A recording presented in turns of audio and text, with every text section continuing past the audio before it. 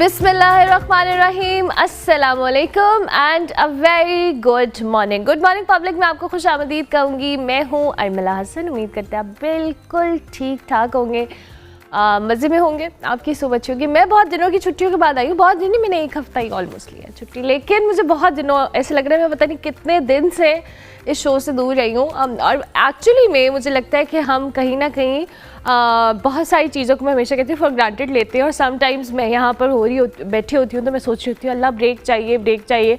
और जब ब्रेक मिलती है तो उसके बाद आपका दिल कर रहा होता है कि फ़ौरन से आप दोबारा अपने काम पे आ जाए, और आप अपने काम को बहुत ज़्यादा मिस कर रहे होते हैं। और मेरे साथ भी कुछ ऐसा ही हुआ कि मैं गई तो अल्हम्दुलिल्लाह उम्रे के लिए थी, बट समहाउ मेरा वो जर्नी तो अच्छा रहा, लेकिन मैंने इस अपने जो शो है इसको खासा मिस किया। और मेरी कोशिश थी कि जल्दी जल्दी मैं वापस आऊँ अपने काम पर, क्योंकि मोस्ट ऑफ द टाइम वही बात है कि हम अपने काम को भी फॉर ग्रांटेड लेते हैं, लेकिन इट्स अ ब्लेसिंग अल्हम्दुलिल्लाह। अच्छा जी, आज सुबह हम सर्दी की बात करेंगे, क्योंकि कल जब मैं आई हूँ लाहौर में तो मुझे अंदाज़ा हुआ है कि जी बहुत सर्दी है। पीछे से पता लग रहा था कि जी शिद्दत इतनी ज़्यादा है सर्दी की कि घर वाले मेरे सब फ्रेंड्स बता रहे थे कि जी आओगे तो पता लगेगा कितनी सर्दी है। और कल वाकई लग पता गया है कि कितनी सर्दी है। लाहौर के साथ साथ कराची में भी कुछ मैंने देखा कि फॉग के मनाजिर हमें नज़र आ रहे थे, लेकिन कराची जी इस वक्त शदीद सर्दी की लपेट में है, जहाँ दर्जा हरारत जो है सिंगल डिजिट तक गिर चुका है। और इसके बराह रास्त आपको पता है जब मौसम बदल रहा होता है बहुत सारे लोग बहुत सारे वेदर के इम्यून नहीं होते, आदी नहीं होते, लेकिन ख़ास तौर पर बच्चों के ऊपर जो मौसम के असरात हैं वो बहुत गहरे होते हैं। माहिरीन के मुताबिक जी पीडी में आने वाले जो 60% से ज़ायद पेशेंट्स हैं उनमें बच्चे शामिल हैं। कराची की मैं बात कर रही हूँ, जिनमें से 20 से 30% को हालत बिगड़ने पे हॉस्पिटल लाया गया है। और सबसे ज़्यादा तशवीशनाक मसला जो है वो नमूनिया और सांस की नाली के इन्फेक्शंस का है, जो तेज़ी से बढ़ भी रहा है। ड्राई सर्दी समहाउ बहुत सारी चीज़ों को ट्रिगर करती है, फिर माहौलियाती आलूदगी है, धूल है, धुआँ है, और साथ साथ वालिदैन की मामूली सी कहने लापरवाही हो और वो बच्चों के लिए बड़ी ख़तरनाक हो। तो लापरवाही मैं इस सेंस में कह रही हूँ कि ज़ाहिर है हर बच्चे के लिए, हर वालिदैन के लिए उसके बच्चे बड़ी इंपॉर्टेंट होते हैं, लेकिन समहाउ कहीं ना कहीं हम होम मेडिकेशन और इस सारी चीज़ों पर रिलाई कर रहे होते हैं, डॉक्टर से कंसल्ट नहीं करते। क्या सूरत हाल है जी कराची की? इस हवाले से मुजम्मिल फ़िरोज़ी हमारे कॉरेस्पॉन्डेंट हमारे साथ मौजूद हैं। अस्सलाम वालेकुम Muzammil, good morning, I hope you are doing well. क्या सूरत हाल है जी? इस बार तो कराची में भी अच्छी खासी मैंने सुना है सर्दी हुई है। वालेकुम अस्सलाम अर्मिला और वेलकम बैक। वाकई में हमने आपको बहुत मिस किया, क्योंकि जो कराची की आवाज़ जिस तरह से आप बनती हैं वो सब आपको सल्यूट ही करते हैं उस बात पर। कराची ब्यूरो की तरफ से वेलकम बैक आपको। अच्छा, कराची में सर्दी जो है वो सिंगल डिजिट पे ज़रूर गई है, और कराची वाले आपको पता है कि वो सर्दी बर्दाश्त नहीं कर सकते। और ख़ासकर जो बच्चे कराची में पैदा हो रहे हैं उनका भी इम्यून सिस्टम इसी तरह का होता है, क्योंकि वो उनकी जो वालदा होती है उन्होंने इतनी सर्दी देखी नहीं होती है। और आजकल की जो वालदाएँ हैं, मैं बताऊँ आपको अर्मिला, वो इतनी जिस तरह की हमारी अम्मियाँ थी ना, बहुत ज़्यादा केयरफुल कि भाई पंखे में नहीं बैठना है, नंगे पाँव नहीं घूमना है। तो मैं थोड़ा सा कंप्लेनिंग इस हवाले से हूँ कि मैंने हॉस्पिटल में भी देखा है कि जो लड़कियाँ कम उम्र में माएँ बन रही हैं, मतलब कम उम्र से मतलब अभी जवानी में, वो एहतियात नहीं बरत रही हैं, जिस तरह ये गर्म कपड़े नहीं पहन रही हैं। रातों को हम देखते हैं कि आइसक्रीम पार्लर है या जो सोडा है लड़कियां वो पी रही हैं। अब हमारे घर में ये होता था कि जैसे हमारी घर में कोई एक्सपेक्टेड होता था तो उस पर बड़ी एहतियात शुरू हो जाती थी, गर्म चीज़ें खिलाना शुरू कर दी जाती थी, पंखे बंद हो जाते थे, एसी नहीं चलते थे। लेकिन अब मैं देख रहा हूँ ऐसा कोई सीन नहीं है। जो ख़वातीन जो माएँ बनने वाली हैं या माएँ बन जाती हैं वो इस तरह से एहतियात नहीं करती हैं जिस तरह से उनको एहतियात करनी चाहिए। पहली बात तो ये। दूसरी बात ये कि कराची में रहने वालों को सर्दी बर्दाश्त ही नहीं होती है। हर बंदा जो कराची में रहता है उसको सर्दियों में ज़रूर नज़ला ज़ुकाम खांसी होता है, और इसकी बड़ी वजह जो है वो फ़ज़ाई आलूदगी है। आज भी दुनिया के आलूदा तरीन शहरों में शहर कराची का 5वां नंबर था। अब अंदाज़ा इस बात से लगा लें कि क्या, और फॉग भी है ऊपर से, फिर फ़ज़ाई आलूदगी है, फिर जो खुश्क सर्दी है ये वालिदैन को मुतासिर कर रही है, तो बच्चे कैसे बच सकते हैं? जो पाकिस्तान पेट्रियोटिक एसोसिएशन है उन्होंने आदाद-ओ-शुमार जारी किए थे, जिसमें उन्होंने बताया था कि 60% जो बच्चे आ रहे हैं उसमें से 20% बच्चों को एडमिट करना पड़ रहा है। जो इस वक्त जो सिंध का सबसे बड़ा हॉस्पिटल है national institute of child health, कौमी इदारा बराए अमराज़ अतफ़ाल, वहाँ पर जो है इंतहाई रश देखने में आ रहा है। वहाँ पर बेड्स कम पड़ गए हैं, डॉक्टर अमला कम पड़ गया है। एक बेड पर जो है वो 3-3 बच्चे, क्योंकि बेड बड़े होते हैं बच्चों के, तो बच्चे उस पर अब क्या करें, मजबूरी है। मगर वो हुकूमत सिंध इस चीज़ को भी कैटर कर रही है कि भाई वो एडमिशन तो दे रहे हैं, मना नहीं कर रहे लोगों को। मगर वहाँ पर यही मामला थे कि जो फ़ज़ाई आलूदगी की वजह से जो हमारी माहिरीन अतफ़ाल से बात हुई है, तो उनका कहना यही है कि कराची में जो सबसे बड़ा मसला है वो फ़ज़ाई आलूदगी है, धूल दस्त है, जिससे माएँ मुतासिर होती है और बच्चे जो ख़ासकर बाइक पे वालिदैन बच्चों को लेकर सफ़र करते हैं या बाहर निकलते हैं तो बच्चे मुतासिर हो रहे हैं। मौसम तो बदला है ज़रूर, हर साल मौसम बदलता है, सर्दियाँ हर साल आती है, लेकिन इस बार की सर्दियाँ जो है ना वो थोड़ी डिफरेंट क्यों नज़र आ रही है ठीक अरमला, है। क्योंकि ये कराची में तरक्याती काम ज़ोरों शोर से जारी हैं, जिसकी वजह धूल बहुत ज़्यादा है। इस वजह से लोग जो है बहुत ज़्यादा मुतासिर हो रहे हैं। माहिरीन अतफ़ाल का यही कहना है कि छोटे कम उम्र बच्चों को ठीक है। जो बिल्कुल इन्फेंट है उनको घर से ना निकालें, उनको घर में रखें, एसी ना चलाएं और कमरों की जो बिल्कुल एहतियाती हवा का तदाबीर निकास अच्छा इख्तियार बनाएं करें, ये बड़ा ताकि बच्चे ज़रूरी जो है है वो क्योंकि इस मौसम के अंदर बच्चों को महफूज रखा जा सके। Thank you very much Muzammil, बहुत शुक्रिया आपका कि अर्ली इन द मॉर्निंग आपने हमें ज्वाइन किया और इस वक्त सूरत हाल से आगाह किया। डॉक्टर उमर सुल्तान भी हमारे साथ मौजूद है, कंसल्टेंट फिजिशियन है, उनको हम खुश आमदीद कहेंगे। Thank you very much doctor साहब, बहुत शुक्रिया आपके वक्त का। डॉक्टर साहब, ये जो हम कराची की जहाँ पे बात कर रहे हैं, मेरा पहला सवाल इस हवाले से भी है क्योंकि इतने एक्सट्रीम वेदर्स हम एक्सपीरियंस कर रहे हैं over time due to climate change. Karachi में हमने इस तरह से सर्दी पड़ना और इस तरह की चीज़ें बहुत कम सुनी हैं। आई बिलीव कि मेरे लिए ये बड़ी एक नई चीज़ है क्योंकि जिस तरह से फॉगी वेदर में भी मैंने कराची में देखा है। पहले तो हमें ये बताइएगा कि ज़ाहिर है हर शहर के लोगों को उसके वेदर की आदत होती है, आपकी बॉडी उसके मुताबिक ढली होती है, तो कराची के लिए आप क्या कहेंगे कि किस तरह से वेदर इफ़ेक्ट कर रहा है और ये कितना एहतियात हमें करने की ज़रूरत है? बिस्मिल्लाहिर्रहमानिर्रहीम। बहुत शुक्रिया, आपने इस मसले को हाईलाइट किया। देखिए, environment always affects the human body ना। हमारी जो एनवायरनमेंट है हमारे जिस्म पे हमारी हेल्थ पर असरअंदाज होती है। खास तौर पर जो छोटे बच्चे हैं और बुजुर्ग और ऐसे अफराद जिनको कोमॉर्बिड्स हैं, जिनको ब्लड प्रेशर, शुगर, दमा या सीओपीडी या पास्ट में कभी टीबी रही हो या रिपीटेड चेस्ट इन्फेक्शन रहे हो, ऐसे लोगों को जो एनवायरनमेंट है वो बहुत ज़्यादा मुतासिर करती है। देखिए, एक तो टेम्परेचर जो नॉर्मल टेम्परेचर फॉल होता है कराची में, इस दफ़ा उससे ज़्यादा गिर गया।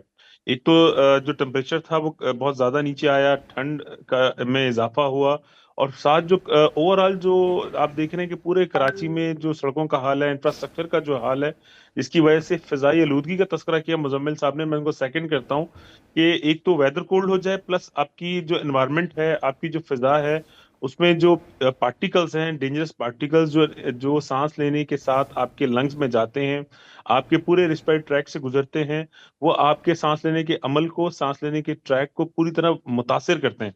जो हाइपर सेंसिटिव लोग हैं, फिर उनकी हाइपर इन्फ्लेमेशन होती है, हाइपर रिएक्टिव होते हैं और जिसके नतीजे में उनको निमोनिया होता है, चेस्ट इन्फेक्शन होते हैं और वो टर्शीयल हॉस्पिटल में रिपोर्ट करते हैं। ये बात दुरुस्त है कि बच्चे जो 60% है उनमें से मोर देन 20% को एडमिशन की नीड पड़ी। इसी तरह जो एडल्ट थे हमारे पास, उनमें भी जो एडमिशन केसेस थे उनकी तादाद में बतदरीज इजाफा हुआ ड्यू टू सर्टन ये जो कोल्ड वेव आई है पिछले 7-8 दिन में। आज तो टेम्परेचर फिर भी थोड़ा सा बेहतर है, लेकिन कोल्ड टेम्परेचर पिछले पूरा 1 हफ्ता 10 दिन रहा और साथ स्मॉग भी साथ ही शामिल हो गई। तो इसके नतीजे में जो चेस्ट इन्फेक्शन के केसेस है उसमें बतदरीज इजाफा हुआ है और ओपीडी केसेस में भी नंबर ज़्यादा हुए हैं और इन पेशेंट में भी जो है वो पेशेंट जो है काफ़ी क्रिटिकली इल हुए और हत्ता कि उनको आईसीयू की नीड भी पड़ गई। अच्छा डॉक्टर साहब, बच्चों के हवाले से, अब क्योंकि ऑलरेडी बच्चे बहुत ज़्यादा सेंसिटिव होते हैं और फिर जो प्रेग्नेंट वुमेन होती हैं उनके लिए भी बड़ा मसला होता है, फिर न्यूबॉर्न बेबीज़, निमोनिया के केसेस बहुत ज़्यादा हम सुनते भी हैं और इस वेदर में अनफॉर्चुनेटली हमें नहीं एक्सपेक्ट कर रहे होते, कभी कोई ऐसी लापरवाही हो जाती है बच्चों के मामले में।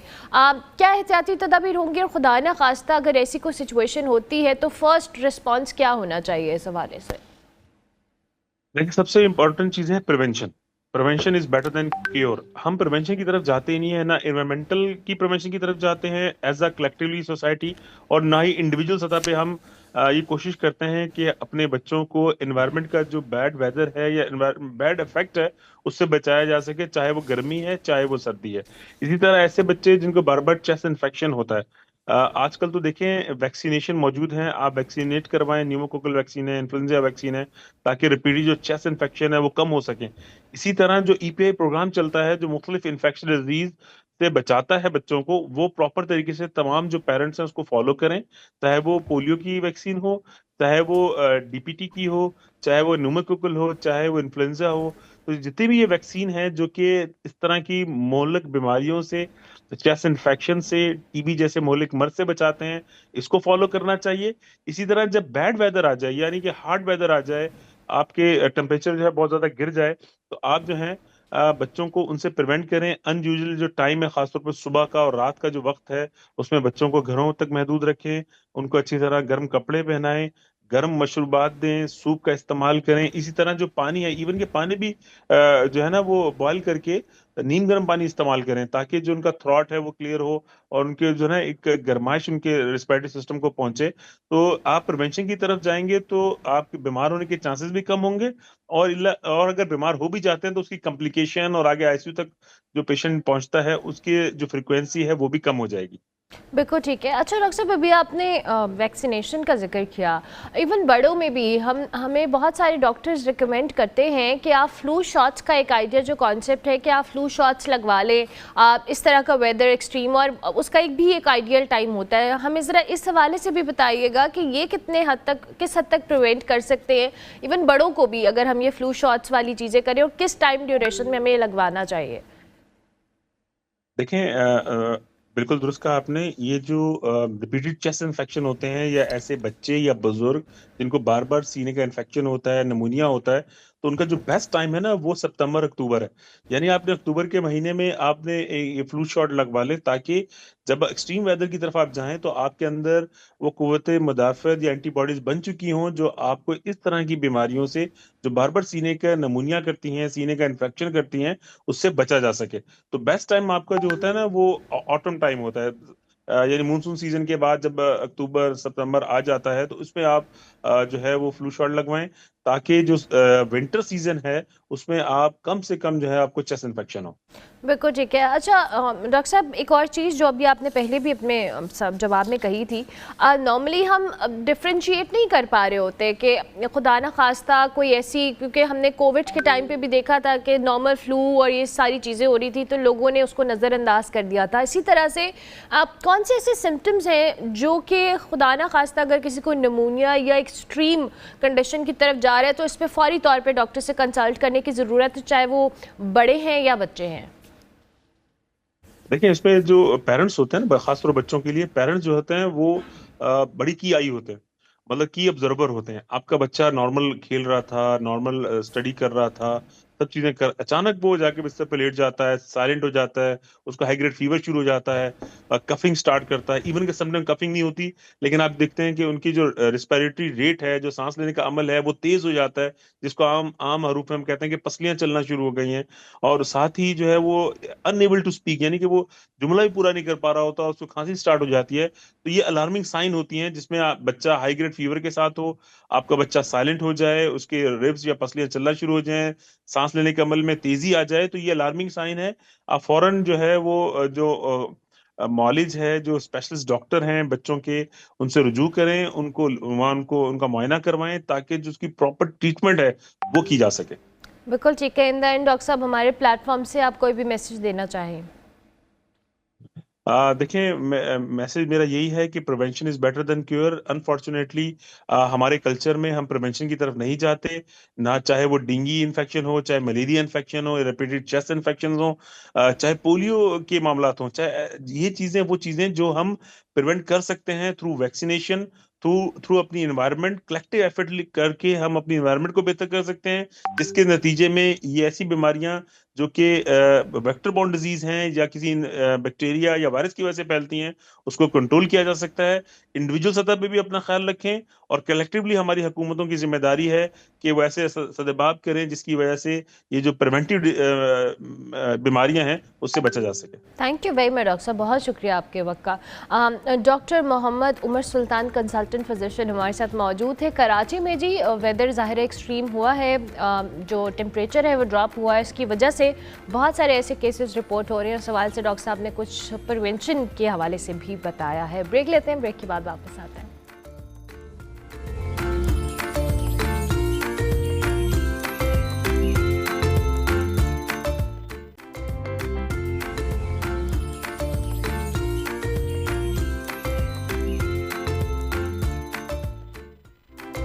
Welcome back to good morning public. जी ब्रेक के बाद वापस आ गए हैं। कुछ इंटरनेशनल एरेना पर ख़बरों के हवाले से बात करेंगे। ईरान इस वक्त अपनी तारीख के एक इंतहाई नाजुक मोड़ से गुजर रहा है और ये जो फैसला कुन मरहला है इसमें इसकी जो अंदरूनी सूरत हाल है अब महज एक कौमी मसला नहीं रहा बल्कि बैनुल अक़वामी सलामती के एजेंडे का हिस्सा भी बन चुका है। मुल्क में बढ़ता हुआ सियासी दबाव कह लें, शदीद मौशी बहरान कह लें, अवामी बेचैनी कह लें, इसके साथ साथ इस हद तक जमा हो चुके हैं कि हालात किसी भी वक्त संगीन रुख अख्तियार कर सकते हैं। मुल्क भर में जारी जो एहतजाज हैं, गिरफ्तारियां हैं और हलाकतें हैं, इनकी इतलातें ना सिर्फ खत्ते बल्कि आलमी ताकतों को भी मुतहरिक कर दिया। इसी तनाजुर में जी अक़वाम मुत्तहिदा की सलामती काउंसिल का जो हंगामी इजलास है वो बुलाया गया है, जिसमें अमेरिका ने ईरान के खिलाफ गैर मामूली तौर पर सख्त लहजा इख्तियार किया। अमरीकी मंदूब ने ईरानी हुकूमत पर अपने ही शहरियों के खिलाफ ताकत के वहशियाना इस्तेमाल का इल्ज़ाम आयद करते हुए कहा कि ये तर्ज अमल आलमी अमन हो, सलामती हो, उसके लिए एक संगीन ख़तरा है। अमेरिकन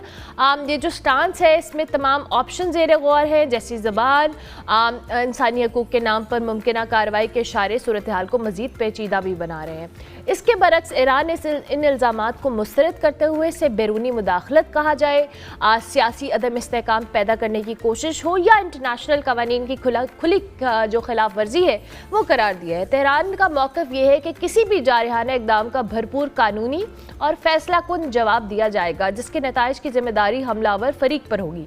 अब ऐसे में सवाल ये है कि क्या ये बहरान सिर्फ ईरान का अंदरूनी मसला है या एक नई इलाकाई और आलमी कशीदगी का भी पेशखेमा बन रहा है। डॉक्टर शाजिया अनवर चीमा साहिबा हमारे साथ मौजूद है, माहिर बैनुल अक़वामी अमूर है, उनको खुशामदीद कहेंगे। Thank you very much doctor साहिबा, good morning, I hope you are doing well. बिल्कुल ठीक ठाक, बस वही जो एक पूरा नेशनल थ्रोट प्रॉब्लम चल रहा है, उसके अलावा सबको गुड मॉर्निंग और सब ठीक है। उम्मीद है आप भी ठीक होंगे। मैं बिल्कुल ठीक है। I am you are so right. ये बड़ा मसला चल रहा है चूँकि ये ड्राई वेदर है। आई hope you get well soon. Doctor साहिबा, मैं सबसे पहले तो आपका ये स्टांस इस पे चाहूँगी कि आप थोड़ा सा एक हमें ओवरव्यू भी दें, अपना मौक़िफ़ भी दें। ये जो सूरत हाल इस वक्त हम देख रहे हैं, वैसे तो 2025 हो या 26 का आगाज़ हो, बड़ा ही केओटिक किस्म का है हर लिहाज से अगर हम इंटरनेशनली देखें तो। मैं इसको केओटिक से ज्यादा एक्सपोजिए के साल कहती हूँ, जिसमें हमने वो चीजें देखी हैं, शायद वो हम वैसे समझने और समझाने की कोशिश करते तो हमें जमाने लग जाते और लोग हमें कॉन्स्पिरेसी थेरिस्ट कहते और हमें कहते कि ये प्रोपोगेंडिस्ट हैं। अगर हम खुल के ये बात करने की कोशिश करते, वो चीजें इस तरह से खुल के आ रही हैं सामने के कभी हमने सोचा भी नहीं था। अब अगर ईरान को आप देख लें तो आपने देखा कि किस तरह से वेस्टर्न मीडिया जो है वो तोते की तरह एक ही स्क्रिप्ट बोलता है। आप एक चैनल खोल लें, दूसरा खोल लें। हमने कभी ये सोचा नहीं था कि हम सिर्फ ये समझते थे कि वो स्पॉन्सर्ड होते हैं, वो लाइन लेते हैं। नहीं, ये तो गरीब मुल्कों का फिनोमेना है। तो उनका कंपैरिजन करें तो हमारी फ्रीडम ऑफ प्रेस और फ्रीडम ऑफ स्पीच जो है उनसे कहीं आगे है। हमारी इंटेग्रिटी, प्रोफेशनल इंटेग्रिटी में आप लोगों को देखती हूँ तो हम हमेशा खबर का दो रुख ही दे रहे होते हैं। कभी किसी ने नहीं मुझे कहा कि जी आपने यही बोलना है, ये नहीं। तो इतनी आज़ादी है और तकरीबन हर जगह पे है। लेकिन आपने अब देखिए वेस्टर्न मीडिया उनको स्क्रिप्ट दिया जाता है और वो स्क्रिप्ट ये था कि जी ईरान के अंदर मुज़ाहरे हो रहे हैं, मुज़ाहरे ईरानियन रिजीम के खिलाफ हो रहे हैं और वो रिजीम चाहती है जी हमें आज़ादी चाहिए, हमें हकूक़ चाहिए, हमें औरतों की आज़ादी चाहिए, हमें एलजीबीटीक्यू की आज़ादी चाहिए वगैरह-वगैरह। और वो सड़कों पे निकले हुए हैं और पूरा मीडिया आपको यही दिखाए चला जा रहा है। और वहाँ पे उसके बाद किसी ने आपको ये नहीं बताया कि वहाँ पे मुज़ाहरे कौन करवा रहा है, कहाँ हो रहे हैं। मतलब एक ऑर्गेनिक सा प्रोटेस्ट है जो कि वहाँ के मर्चेंट्स ने स्टार्ट किया। उनकी अपनी रिजेंटमेंट थी, उनकी करेंसी को जो है वो सुपरफिशियली डाउन किया गया और डॉलर जो है वो उनको कैश में मिलना बंद हुए पेज़ेशकियान गवर्नमेंट की तरफ से। तो ईरानी मर्चेंट्स जो हैं वो चंद 100 की तादाद में बाहर निकले। तो उससे जो है वो मौका मिल गया वेस्टर्न पावर्स को। तो उन्होंने वहाँ पे इंस्टॉल किए हुए पेड प्रोटेस्टर जो हैं रॉयटर्स, वो हज़ारों की तादाद में वो लॉन्च किए। और आप हैरान होंगे कि वहाँ पे एलन मस्क के स्टारलिंक के 40,000 से ज़्यादा टर्मिनल जो हैं ऑलरेडी स्मगल किए जा चुके थे। वो सारी कम्युनिकेशन उस स्टारलिंक के टर्मिनल से हो रही थी। वहाँ पे उनके पास वेपन्स थे जिसके साथ साइलेंसर थे, क्योंकि इस रेसिपी में ये भी चाहिए होता है वेस्ट को, लाशें गिरें। जब लाशें गिरती हैं तो स्टेट पे जो है वो प्रेशर आता है। तो स्टेट ने कहा कि लाशें हमने नहीं गिरने देनी। ये हमने लाशें जहाँ-जहाँ जिस मुल्क में गिरती हुई देखी हैं लॉ एंड ऑर्डर की सिचुएशन को मेंटेन करने के लिए। वहाँ पे अवाम हुकूमत के खिलाफ खड़ी हो जाती है।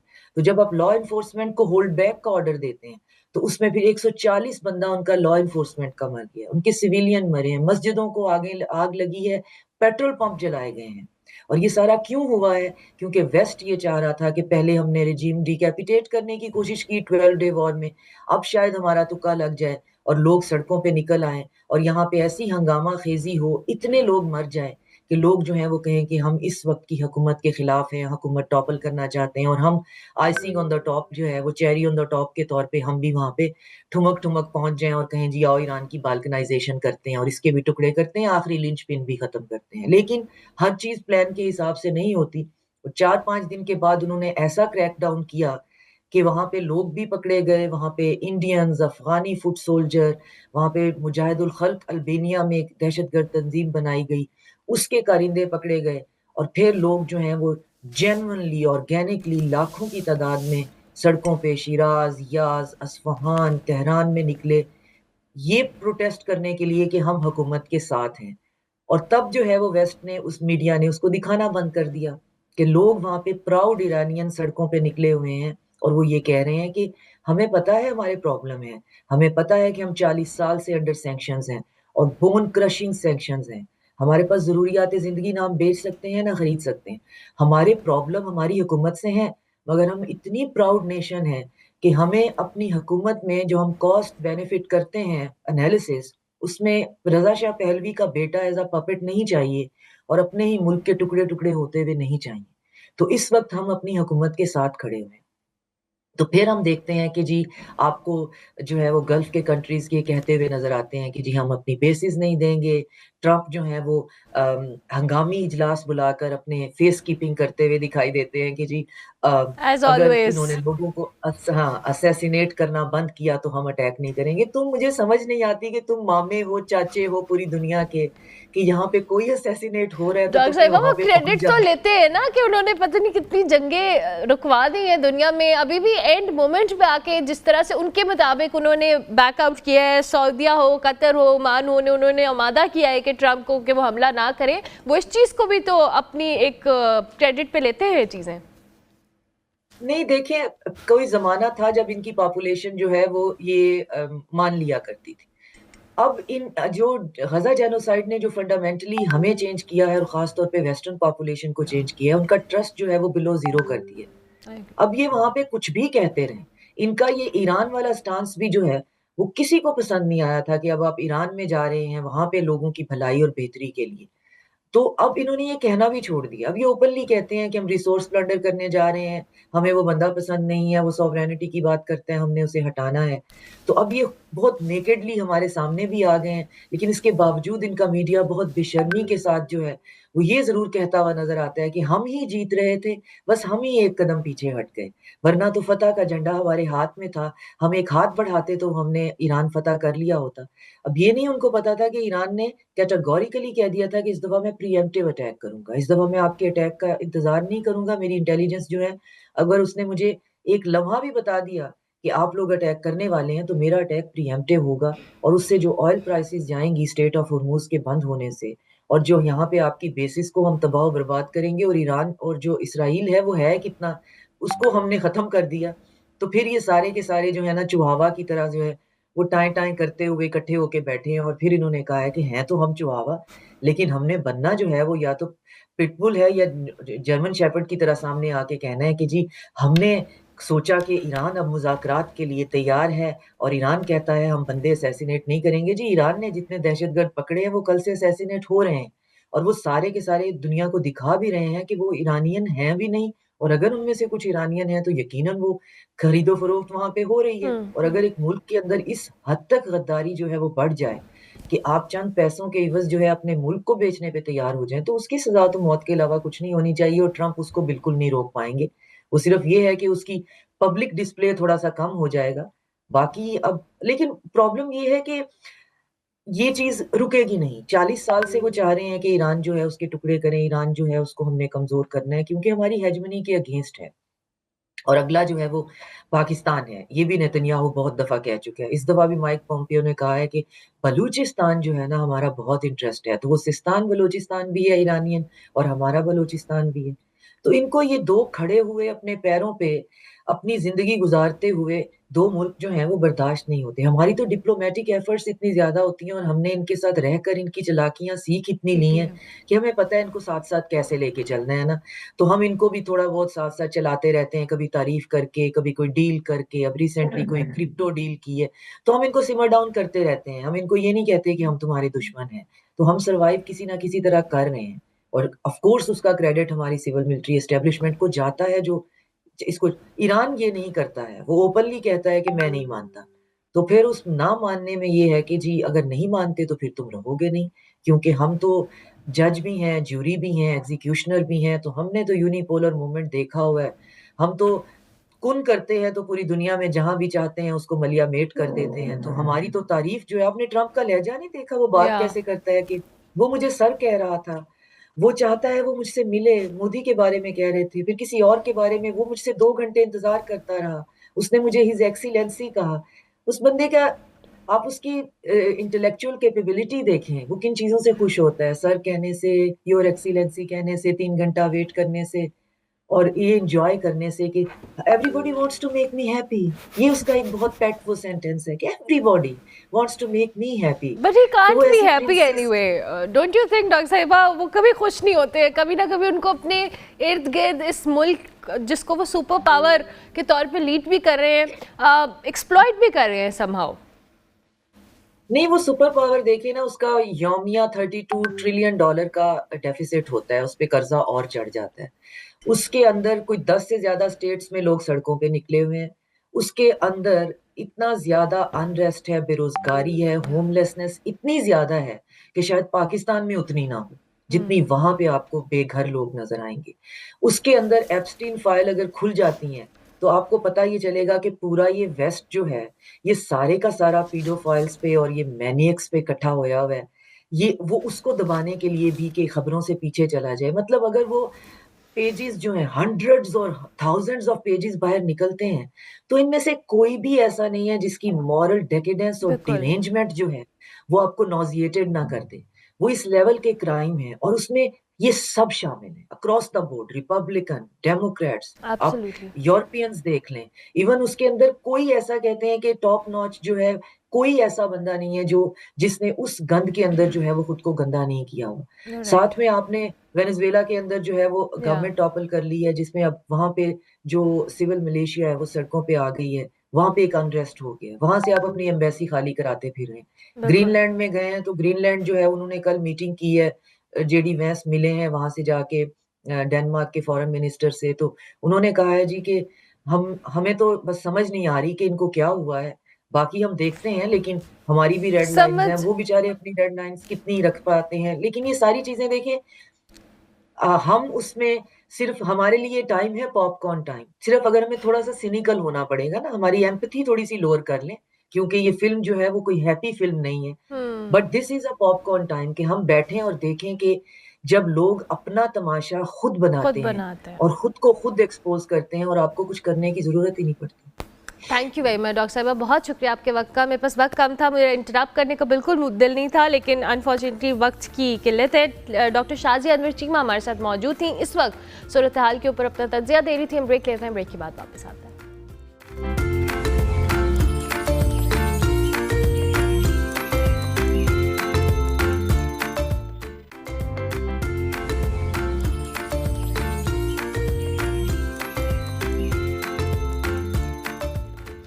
Welcome back to good morning public जी। ब्रेक के बाद वापस आ गए। हिंले पासपोर्ट इंडेक्स 2026 के मुताबिक जो पाकिस्तानी पासपोर्ट है उसकी आलमी दर्जाबंदी में 126वें नंबर से तरक्की करते हुए 98 नंबर पर आ गया है, जो बिलाशुबा एक अहम सफारती पेशरफ्त समझी जा रही है। इस बेहतरी के बाद ही पाकिस्तानी शहरी अब 31 ममालिक में visa free, visa on arrival या इलेक्ट्रॉनिक ट्रैवल ऑथराइजेशन के जरिए सफ़र कर सकते हैं, जिसे हुकूमत बढ़ते हुए आलमी एतमाद से जोड़ी है। ताहम इसी फहरिस्त में भारत 80th नंबर पर मौजूद है, जबकि सिंगापुर और दीगर जो ममालिक हैं आलमी सतह पर कहीं आगे। अब सवाल यहाँ पे ये है कि क्या ये बेहतरी महज रैंकिंग तक महदूद है या वाकई पाकिस्तानी शहरियों की जो इंटरनेशनल मूवमेंट है, नकलो हरकत है, उसमें एक आसानी पैदा हो रही है। और सबसे अहम बात कि इस पेशरफ्त को मुस्तकिल और पायदार कैसे बनाया जा सकता है, इसी हवाले से बात करेंगे। Doctor Jameel Ahmed Khan, former ambassador, हमारे साथ मौजूद है। Thank you very much doctor साहब, बहुत शुक्रिया आपके वक्त का। I hope you are doing well. आप इस आलमी दर्जाबंदी को कैसे देखते हैं? जी, ये खुशाइन बात है। बेबी स्टेप्स हैं, थोड़े से आगे बढ़े हैं, लेकिन जिन ममालिक तक एक्सेस मिली है बेहतरी है, इसमें कोई शक नहीं। लेकिन इन ममालिक में हमारे लोग कहाँ जाते हैं? ये ममालिक वो हैं जो कि Barbados, cook island, Domenico island, ये छोटे छोटे से जो हैं, विंस्टन कंट्री हो गया, या ग्रीनलैंड, ग्रीन लाइन्स हो गया, ट्रिनिडाड टबागो, ये इस किस्म की कंट्रीज में हमारे लोग जाते नहीं हैं इतने। लेकिन बहरहाल आपकी रैंकिंग बढ़ती है तो आपकी अफजलियत भी बढ़ती है। और इसी तरह वीजा ऑन अराइवल भी हमारे जो ज़्यादातर अफ्रीकन कंट्रीज हैं, और ज़्यादातर वो कंट्रीज हैं जहां हमारे लोगों का कोई, वहाँ ना कोई तिजारत है, ना कारोबार है, ना कोई वहाँ सयाहत के लिए लोग जाते हैं। लोगों के पास इतने पैसे ही नहीं है कि सयाहत के लिए जाएं वो। तो लिहाजा ये तो उसका एक हिस्सा है। लेकिन जिस रफ्तार से हम बढ़ रहे हैं, देखिए आपने खुद अभी बताया 126वें दर्जे से हम 98 पर आए हैं। पहले हम अफगानिस्तान के साथ हमें मिलाया जाता था, सोमालिया के साथ मिलाया जाता था, अब कम से कम हम सीरिया से ऊपर आ गए हैं। तो बेहतर है, क्योंकि हमारी जिस तरह तनज़्ज़ुली हुई है आहिस्ता आहिस्ता, उसी तरह हमारी तरक्की भी आहिस्ता आहिस्ता होती रहेगी इंशाअल्लाह। हमारे वतन अजीज के जो नौजवाना ने मिलत हैं, उनकी मायूसियों में भी कमी आएगी। तो ये अपनी जगह पर, लेकिन आपके नाजरीन जानना चाहेंगे कि रैंकिंग का क्राइटेरिया क्या है। एनडीए जो है वो एक इदारा है दुनिया का जो कि तमाम मुल्कों की रैंकिंग करता है, पासपोर्ट की, और उस रैंकिंग की वजह से मुल्कों की अफजलियत बाकी चीज़ों के अलावा मजीद बढ़ती है। तो वो रैंकिंग का तरीका ये है कि ये डाटा कलेक्ट करता है आईटा से, इंटरनेशनल एयर ट्रांसपोर्ट एसोसिएशन है, वो एक बहुत बड़ा इदारा है। उससे डाटा लेके देखता है कि किस किस मुल्क में वीजा फ्री की या इलेक्ट्रॉनिक ऑथराइजेशन की या बाकी फैसिलिटीज हैं, उस लिहाज से दर्जाबंदी करता रहता है। आप अंदाजा करें कि मलेशिया हमारे 10 साल के बाद आज़ाद हुआ, और मलेशिया जो है वो 10 साल के बाद आज़ाद होने के बाद 180 पर पहुंच गया है। और हमारे माशाल्लाह काबरीन सियासतदान जो बतदरीज आते रहे पिछले 30 सालों में, उन्होंने जिस हिसाब से इस मुल्क के साथ किया है, वो उसका असर हमारे नौजवाना ने मिलत पे पड़ रहा है कि वो दिल बर्दाश्ता होके तो वो फिर किश्तियों में जाके डूब जाते हैं। लेकिन जिस तरीके से बेहतरी का सिलसिला शुरू हुआ है, इसलिए उम्मीद रखनी चाहिए और तेजी आएगी इसमें।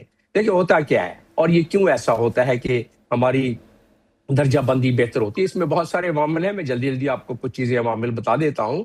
उसमें इस दफा जो हमारी थोड़ी सी अफजलियत बढ़ी है दुनिया में, हमारी बात थोड़ी बहुत जो सुनी जा रही है, काफी बेहतर तरीके से सुनी जा रही है।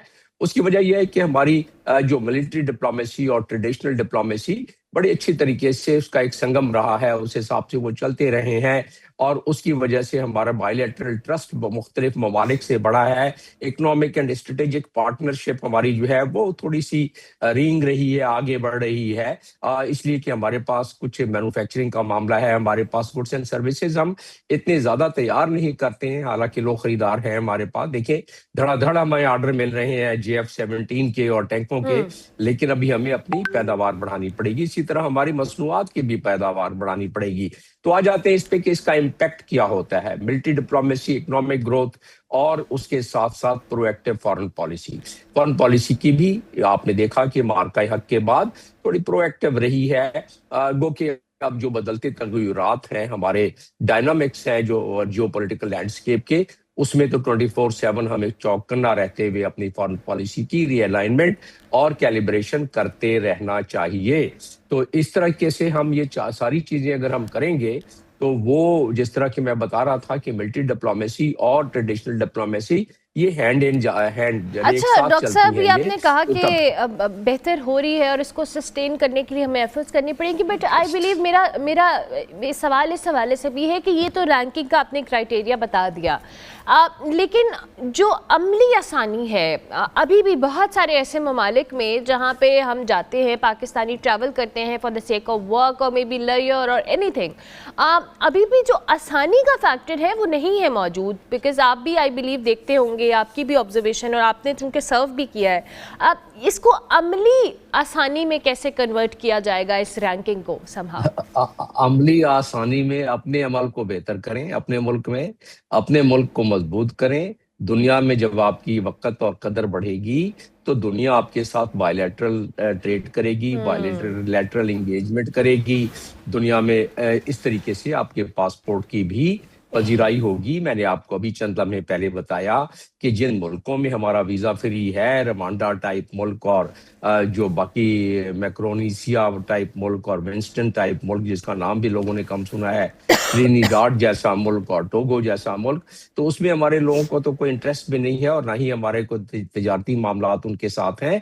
तो जिस तरीके से हम रेंग के आगे चल रहे हैं, इसमें थोड़ी सी और अगर इंशाल्लाह हिद्दत आई तो ये जब बढ़ेगा तो हमारे लोग फिर मुख्तलिफ मुल्कों में जाएंगे। और वीज़ा की आसानी का मतलब क्या होता है? एक तो यह है कि आपकी इज्जत वक़ार तकरीम बढ़ती है कि भाई आप, जिस तरह मैंने बताया कि मलेशिया 10 साल के बाद हमारे आज़ाद हुआ है, उनके पासपोर्ट की और हमारे पासपोर्ट की 70 की दहाई में वो एक ही वक़्त थी, लेकिन वो हमसे आगे निकल गया। क्यों निकले? इसलिए कि उन्होंने अपने कुव्वते बाजू, अपने अमल को ठीक किया, अपने मुल्क में ठीक किया, अपने अकाबरीन उनके बेहतर आए, जिसकी वजह से मुल्क ने तरक्की किया और जिसकी वजह से उनकी फॉरेन पॉलिसी भी बेहतर हुई और जिसकी वजह से उनकी वक़्त और तकरीम बेहतर हुई और जिसकी वजह से उनका पासपोर्ट अब 180 ममालिक में वो जा सकते हैं अपना वीज़ा फ्री के तौर पर। इसी तरह यूएई 170 ममालिक में जा रहा है। यूएई भी जब आज़ाद हुआ, जब वो बना 1971 में, तो उसके बाद उनकी और हमारे पासपोर्ट में,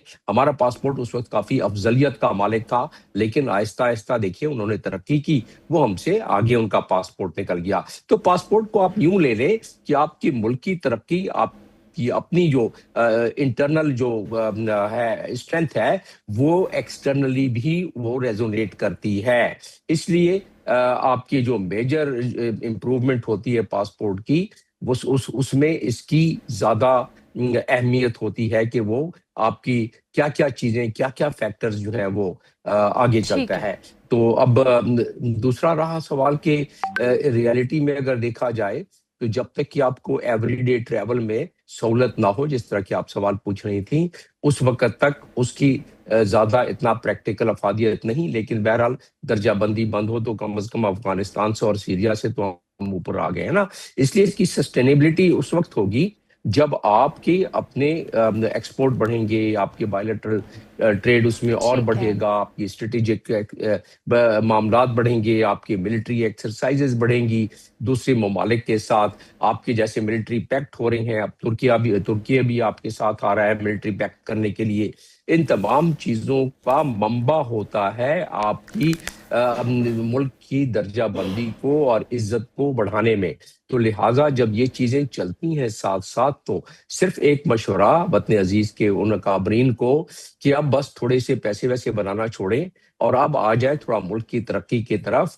तो उसको जब मुल्क थोड़ी तरक्की करेगा तो आपकी इज्जत में भी इजाफा होगा। बिल्कुल ठीक है। Thank you very much doctor साहब, बहुत शुक्रिया। डॉक्टर जमील अहमद खान हमारे साथ मौजूद थे, फॉर्मर एम्बेसडर। पाकिस्तानी पासपोर्ट की जी आलमी दर्जा बंदी के अंदर बेहतरी आई है, लेकिन इसको सस्टेन करने के लिए बहुत सारे फैक्टर्स इन्वॉल्व हैं। इस पर डॉक्टर साहब अपना तजिया दे रहे थे। हम ब्रेक लेते हैं, ब्रेक के बाद वापस आते हैं।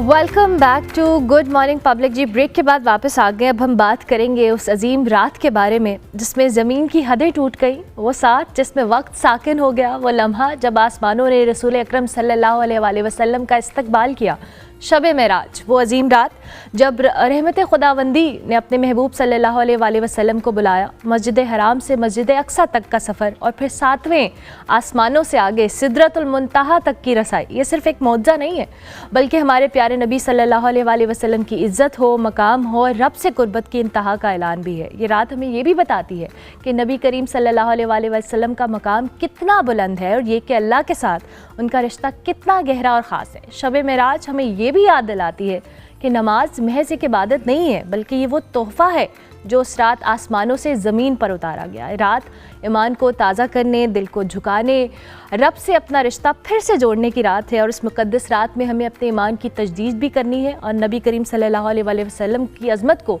अपने दिलों में भी बिठाना है। लेकिन मौजूदा दौर में मेरा सवाल यहाँ पे ये होगा कि क्या हम शब मेराज को सिर्फ़ एक रूहानी रवायत की हद तक महदूद कर चुके हैं, जबकि वो नमाज जो इसी रात फ़र्ज़ हुई हमारी इज्तिमाई और इनफरादी ज़िंदगी में कमज़ोर क्यों नज़र आती है। प्रोफेसर एनुर हक बगदादी साहब हमारे साथ मौजूद हैं, उनको हम खुशामदीद कहेंगे।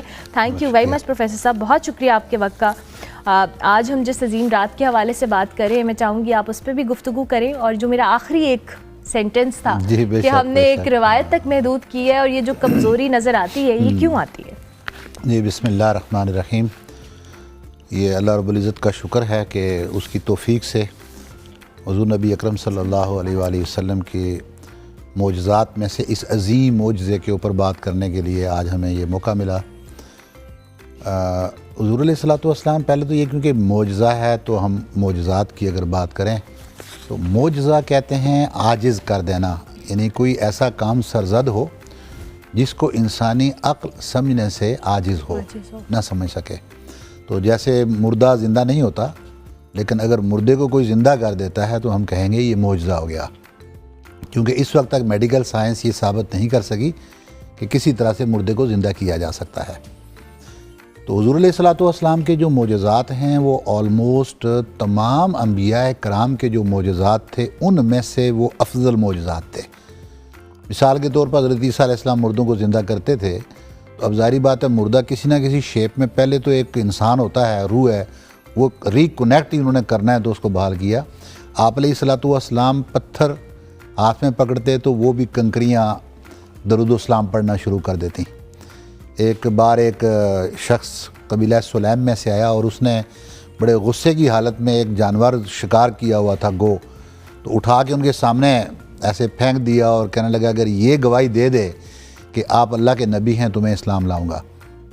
वो ज़िंदा हुई। सहाबा कराम बयान करते हैं कि उसने कलमा पढ़ा फसीह ज़ुबान में और हमने उसको सुना। और ये पहला वाक़या था कि जिसमें कबीला सुलैम की हज़ारों की तादाद में लोग मुसलमान हुए एक ही बार, इस मोजज़े की वजह से। तो इन तमाम मोजज़ात के अंदर जो ये मेराज का वाक़या है ये सबसे अजीम मोजज़ा है। इस मोजज़े को इसलिए ये रेपिटेशंस का हम अक्सर पहले भी आपके साथ जो प्रोग्राम्स होते रहे हम उसमें ज़रूर करते हैं कि ये सिर्फ़ वाक़यात को बयान कर देना काफ़ी नहीं होता। कुरान अज़ीम के अंदर मेजॉरिटी जो कुरान की है ना, मैक्सिमम कुरान वो वाक़यात पर है, और वो इसीलिए है ताकि नई प्रीवियस जो कौमें होती हैं उनके वाक़यात नई को सुनाए जाते हैं ताकि वो इससे सबक हासिल करें। और ये जो वाक़या है हुज़ूर अलैहिस्सलातु वस्सलाम की ज़िंदगी के साथ, इसकी कई जिहात हैं।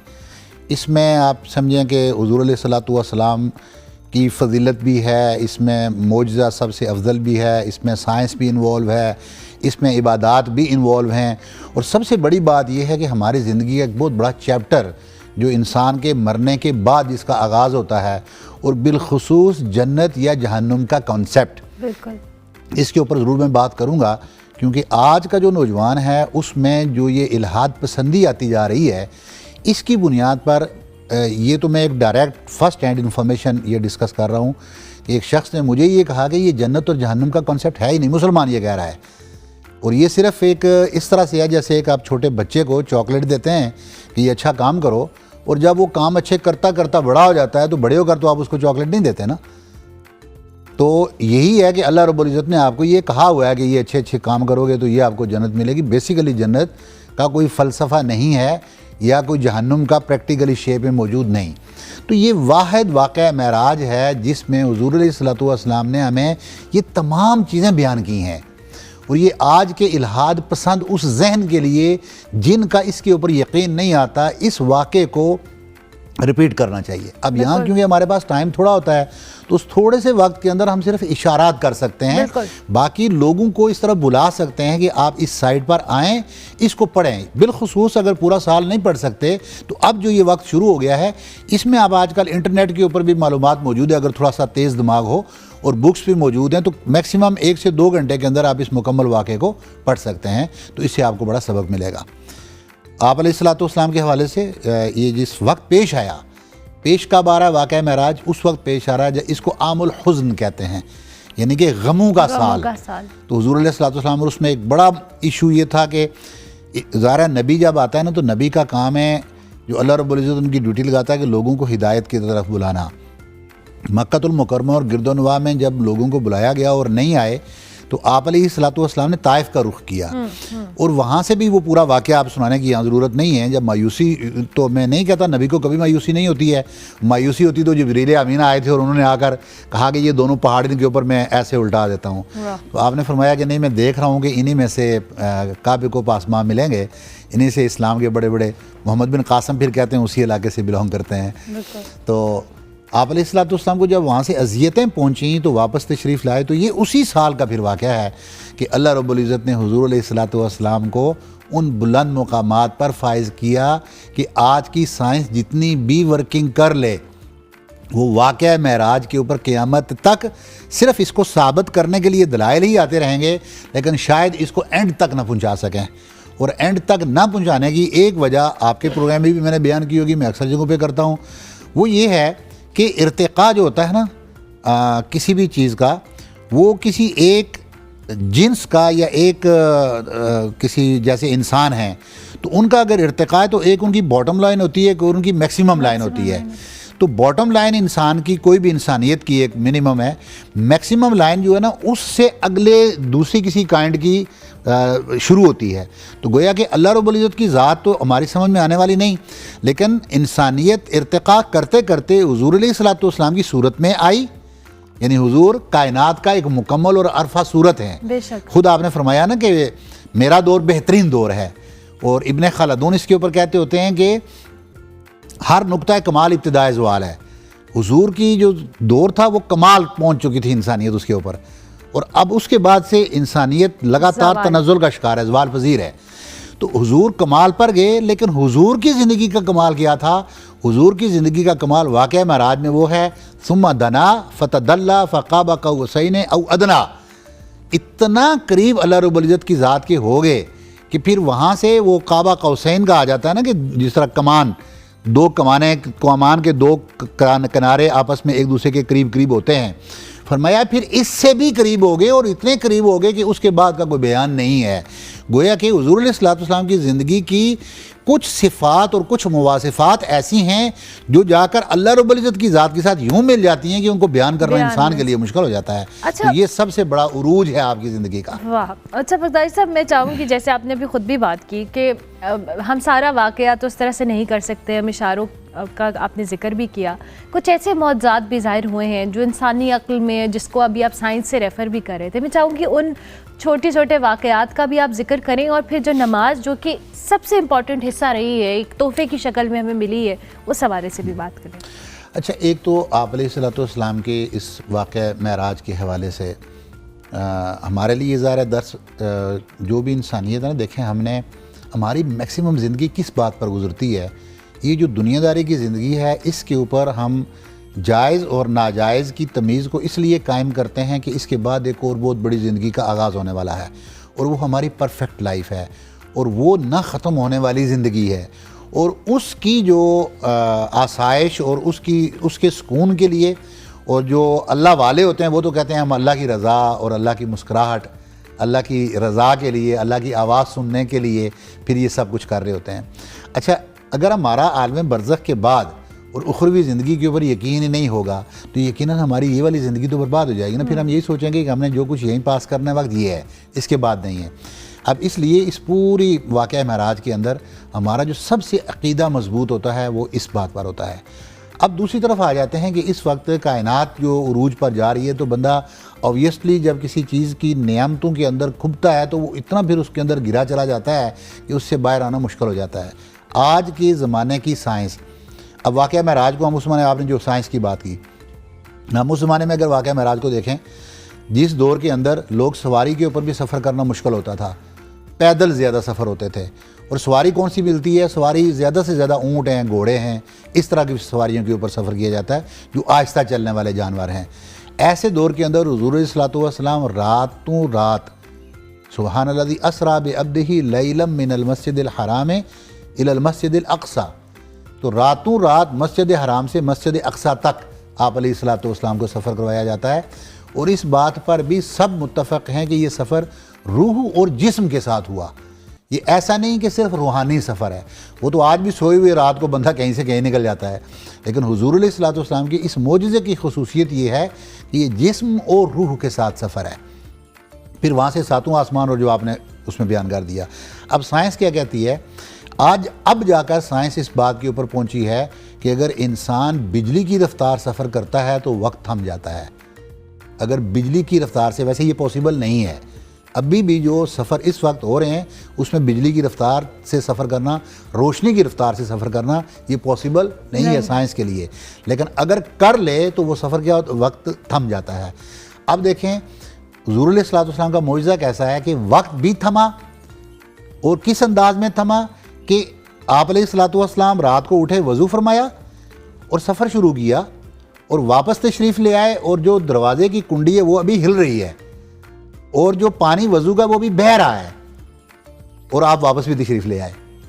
अब ये उस ज़माने में जब आप अलैहिस्सलातु वस्सलाम ने ये वाक़यात बयान किए, उस वक्त तो इसके ऊपर कोई यकीन नहीं करता था। जो ही आप तशरीफ़, इस वाक़े के बाद आपने ये वाक़या बयान किया तो कुफ़ार मक्का में तो जैसे भुंजाल आ गया, सारे हरम में इकट्ठे हो गए, तमाम रुआसा को जमा किया, तमाम सरदारों को जमा किया, तमाम लोगों को जमा किया। भाई देखें, अब क्यों, उनको अंदाज़ा था कि ये ऐसी बात आप अलैहिस्सलातु वस्सलाम ने की है कि आज हमारे पास वक्त है कि हम इनको इस काम से हटा सकते हैं।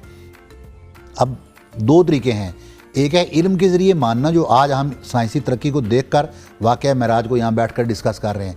एक वो वक्त था जब कोई तरक्की नहीं थी, और उन्होंने जब ये डिस्कशन शुरू की तो उन्होंने कहा बेहतरीन मौका है कि इनके जो क्लोज़ साथी हैं, जो इस काम के अंदर, इस तबलीग इस्लाम के अंदर इनका साथ दे रहे हैं, इनको वरगलाते हैं, इनको हटाते हैं इनके साथ से। सिद्दीक़ अकबर हज़रत अबू बकर सिद्दीक़ रज़ी अल्लाह तआला उनके पास गए, जाके कहने लगे सुना है आपने, आपके दोस्त क्या कहते हैं? उन्होंने क्या कहते हैं? तो उन्होंने कहा वो तो ये कह रहे हैं कि मैं रातों रात यहाँ से मस्जिद हराम से मस्जिद अक़सा, सातों आसमान सिदरतुल मुंतहा, उससे भी आगे विज़िट करके वापस भी आ गया हूँ। तो आपने फरमाया कि इसमें कौन सी अचंभे की बात है, मैं तो उनकी इससे भी आला बात के ऊपर यकीन कर चुका हुआ हूँ, तो आप मुझे ये बहुत बड़ा सरप्राइज़ देने लगे थे। तो उन्होंने कहा वो कौन सी? उन्होंने कहा देखें, इन्हों ही के कहने पर तो मैंने अल्लाह के वजूद पर यकीन किया है। अल्लाह को तो ना मैंने देखा कि अल्लाह कौन है, अल्लाह कैसा है, अल्लाह कहाँ है, उसके क्या इख्तियारात हैं, मुझे तो इसका कोई इल्म नहीं था। मुझे हुज़ूर अलैहिस्सलातु वस्सलाम ने फरमाया और आपके फरमान पर मैंने अमल करके मैंने उस अल्लाह को मान लिया जिसको मैंने देखा ही नहीं। तो मैं फिर कैसे ना मानूं कि आप रातों रात ये सारा सफ़र कर सकते हैं? तो आप सिद्दीक ठहरे, सिद्दीक तस्दीक करने वाला। तो वो लोग थे कि जिन्होंने बगैर किसी दलील के और बगैर किसी इल्मी दलील के आप अलैहिस्सलातु वस्सलाम के इस मुझे पर अमल किया। आज की साइंसी तरक्की ने साबित कर दिया। देखें ना, ये तो आज से बहुत पुराना हो गया रिमोट कंट्रोल। आज हम यहाँ बैठ कर रिमोट के ज़रिए, आज यहाँ बैठकर हम एक टेलीफोन कॉल के ज़रिए यहाँ से चंद सेकंड्स के अंदर वो टेलीफोन कॉल और हमारी वॉइस के अंदर सेकंड का डिफरेंस नहीं होता कि हज़ार मीलों की मुसाफत से दूर लोग हमारी वीडियो को एज इट इज़ और हमारी वॉइस को मिनो अन उस वक्त सुन रहे होते हैं, सेकंड्स के डिफरेंस के बगैर। और रिमोट कंट्रोल के जरिए आप जो चीज़ों को मीलों की मुसाफत से कंट्रोल करते हैं, सेकंड का डिफरेंस उसमें नहीं आता। तो आप अंदाज़ा करें कि आज की साइंस तो हमारी अकल को इस काबिल बना चुकी है कि वाकई महराज दुरुस्त था, लेकिन उस दौर में नहीं था। सबसे इंपॉर्टेंट चीज़ शायद हमारे पास इसके बाद ज़्यादा वक्त ना हो, जो इंपॉर्टेंट आपने जिस तरह इशारा किया था, वाइंड अप भी आप कीजिएगा। इसको बस यहाँ फिर वाइंड अप ऐसे करते हैं कि जो जुमला आपके इंट्रोडक्शन का आखिरी जुमला था कि इस वाक़े के अंदर हमें सबसे बड़ा जो तोहफ़ा मिला वो नमाज का था। अब हुज़ूर अलैहिस्सलातु वस्सलाम का मिराज तो ये था कि अल्लाह रब्बुल इज़्ज़त ने हुज़ूर को ज़मीनों से यानी इस धरती से उठाकर ये सफ़र करवाया और तदरीजन वो वहाँ तक ले गए और फिर जो वाक़या सारा बयान हो गया। ये था महराज हुज़ूर अलैहिस्सलातु वस्सलाम का। लेकिन हुज़ूर अलैहिस्सलातु वस्सलाम जो कुरान में भी है ना, अपनी उम्मत के लिए इतने हरीस, यानी शदीद आप गम रखते हैं अपनी उम्मत के बारे में।